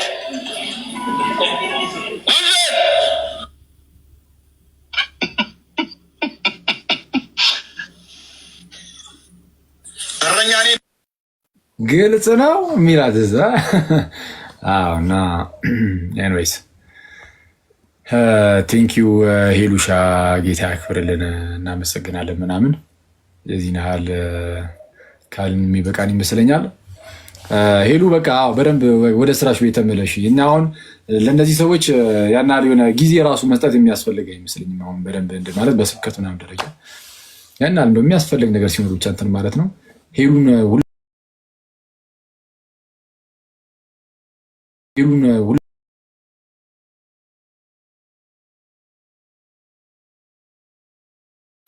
ስህተታቸውን በሌላ ቪዲዮ ደግሞ ታሳያለች እዛው ጋር ምናምን እና በጣም ትምህርት ይሰጣሉ። ፈን ነው ግን በጣም ትምህርት ታገኙበታላችሁ። እና እንዲህ ለማድረግ እውቀት ይፈልጋል። እና ሄሉ በጣም ደስ የምትል እህታችን ናት። ያው ኦጂ ናት ትላለች፣ ከበፊትም የነበረች ናት። እዚህ ጉዳይ ላይ ትላለ እና በደንብ ትንበሉ። የእሷን ምናምን እዩ፣ በደንብ ፎሎ አድርጓት። የሌሎችንም ወንድም እህቶችን ሚናን፣ ሮሚ ጠፍታለች፣ የነሱን አሁን ስም ባልጠቅስ ይሻላል። ለካ ቆይ ስም መጥቀሱ ይቅርብኝና ግን የሁሉንም ምክንያቱም ለራሳ ይችላሉ ዘረዝር አልኩና መሀል ላይ ከረሳሁኝ ያልቅልኛል ጋይስ። እና እንደዛ ነው።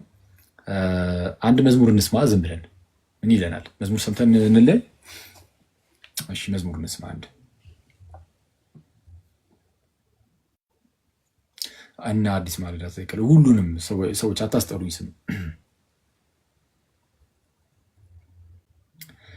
እስቲ ምን መዝሙር ልክፈትላችሁ? አሁን በቺፓስ ነው።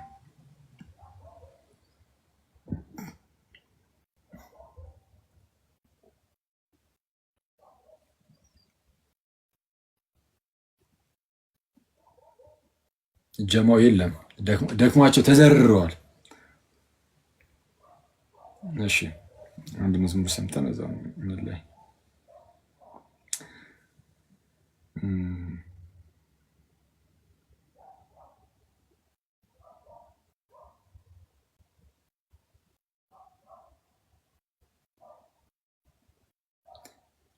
እሺ ምን በሚል እንትን ልበል? ምን የሚል እንክፈት? ኦኬ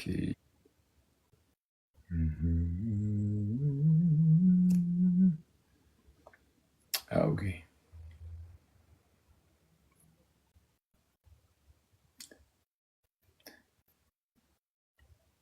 እንዴት ነው ይህን ነገር ማጥፋት የምችለው? እስቲ ባሮኬ ላስገባት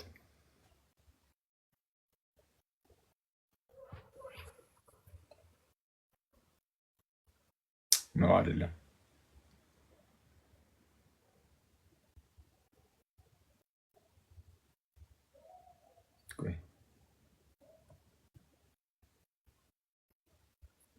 ባሮኬ እስከዛ ወራ እንዴት ነህ ምናምን ያው ቅድም አብረን ነበር ነገሩ። ሰላም እንደምን አላችሁ የኔ ተወዳጆች፣ ሁላችሁም ሰላም ብለናል።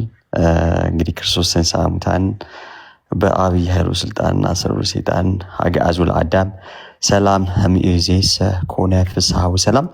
ሁላችሁም ሰላም ብያለሁ። እንኳን አደረሳችሁ። እንትን ነው መሰለኝ አኬ አስጠቁርከኝ ማለት ነው አይደለም? አንተ ቀድመህ ብለህ እንደምገባ አውቃለሁ። ፕሮግራሙን ከመጀመር በፊት እንደኔ ፈሪሳይ እንዳልሆንክ እኮ አውቃለሁ። አስቀድመህ እንትን ብለህ ነው የምገባው። ምን ነው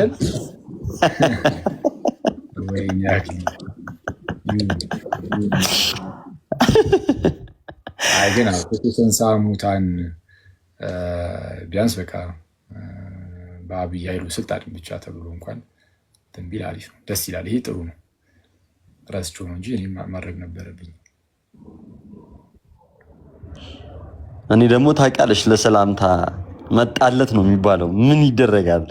አረሳም። ምን ያው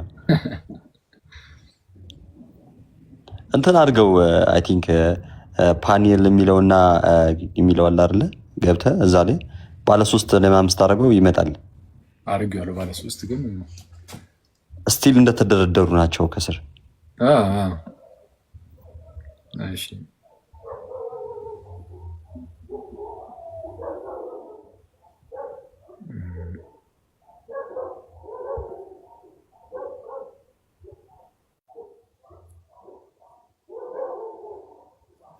አራቱ በቃ ይሁን በጌታ ስም።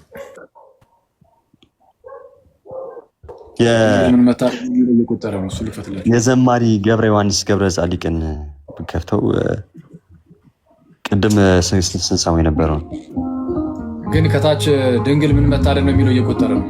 በቃ አሪፍ።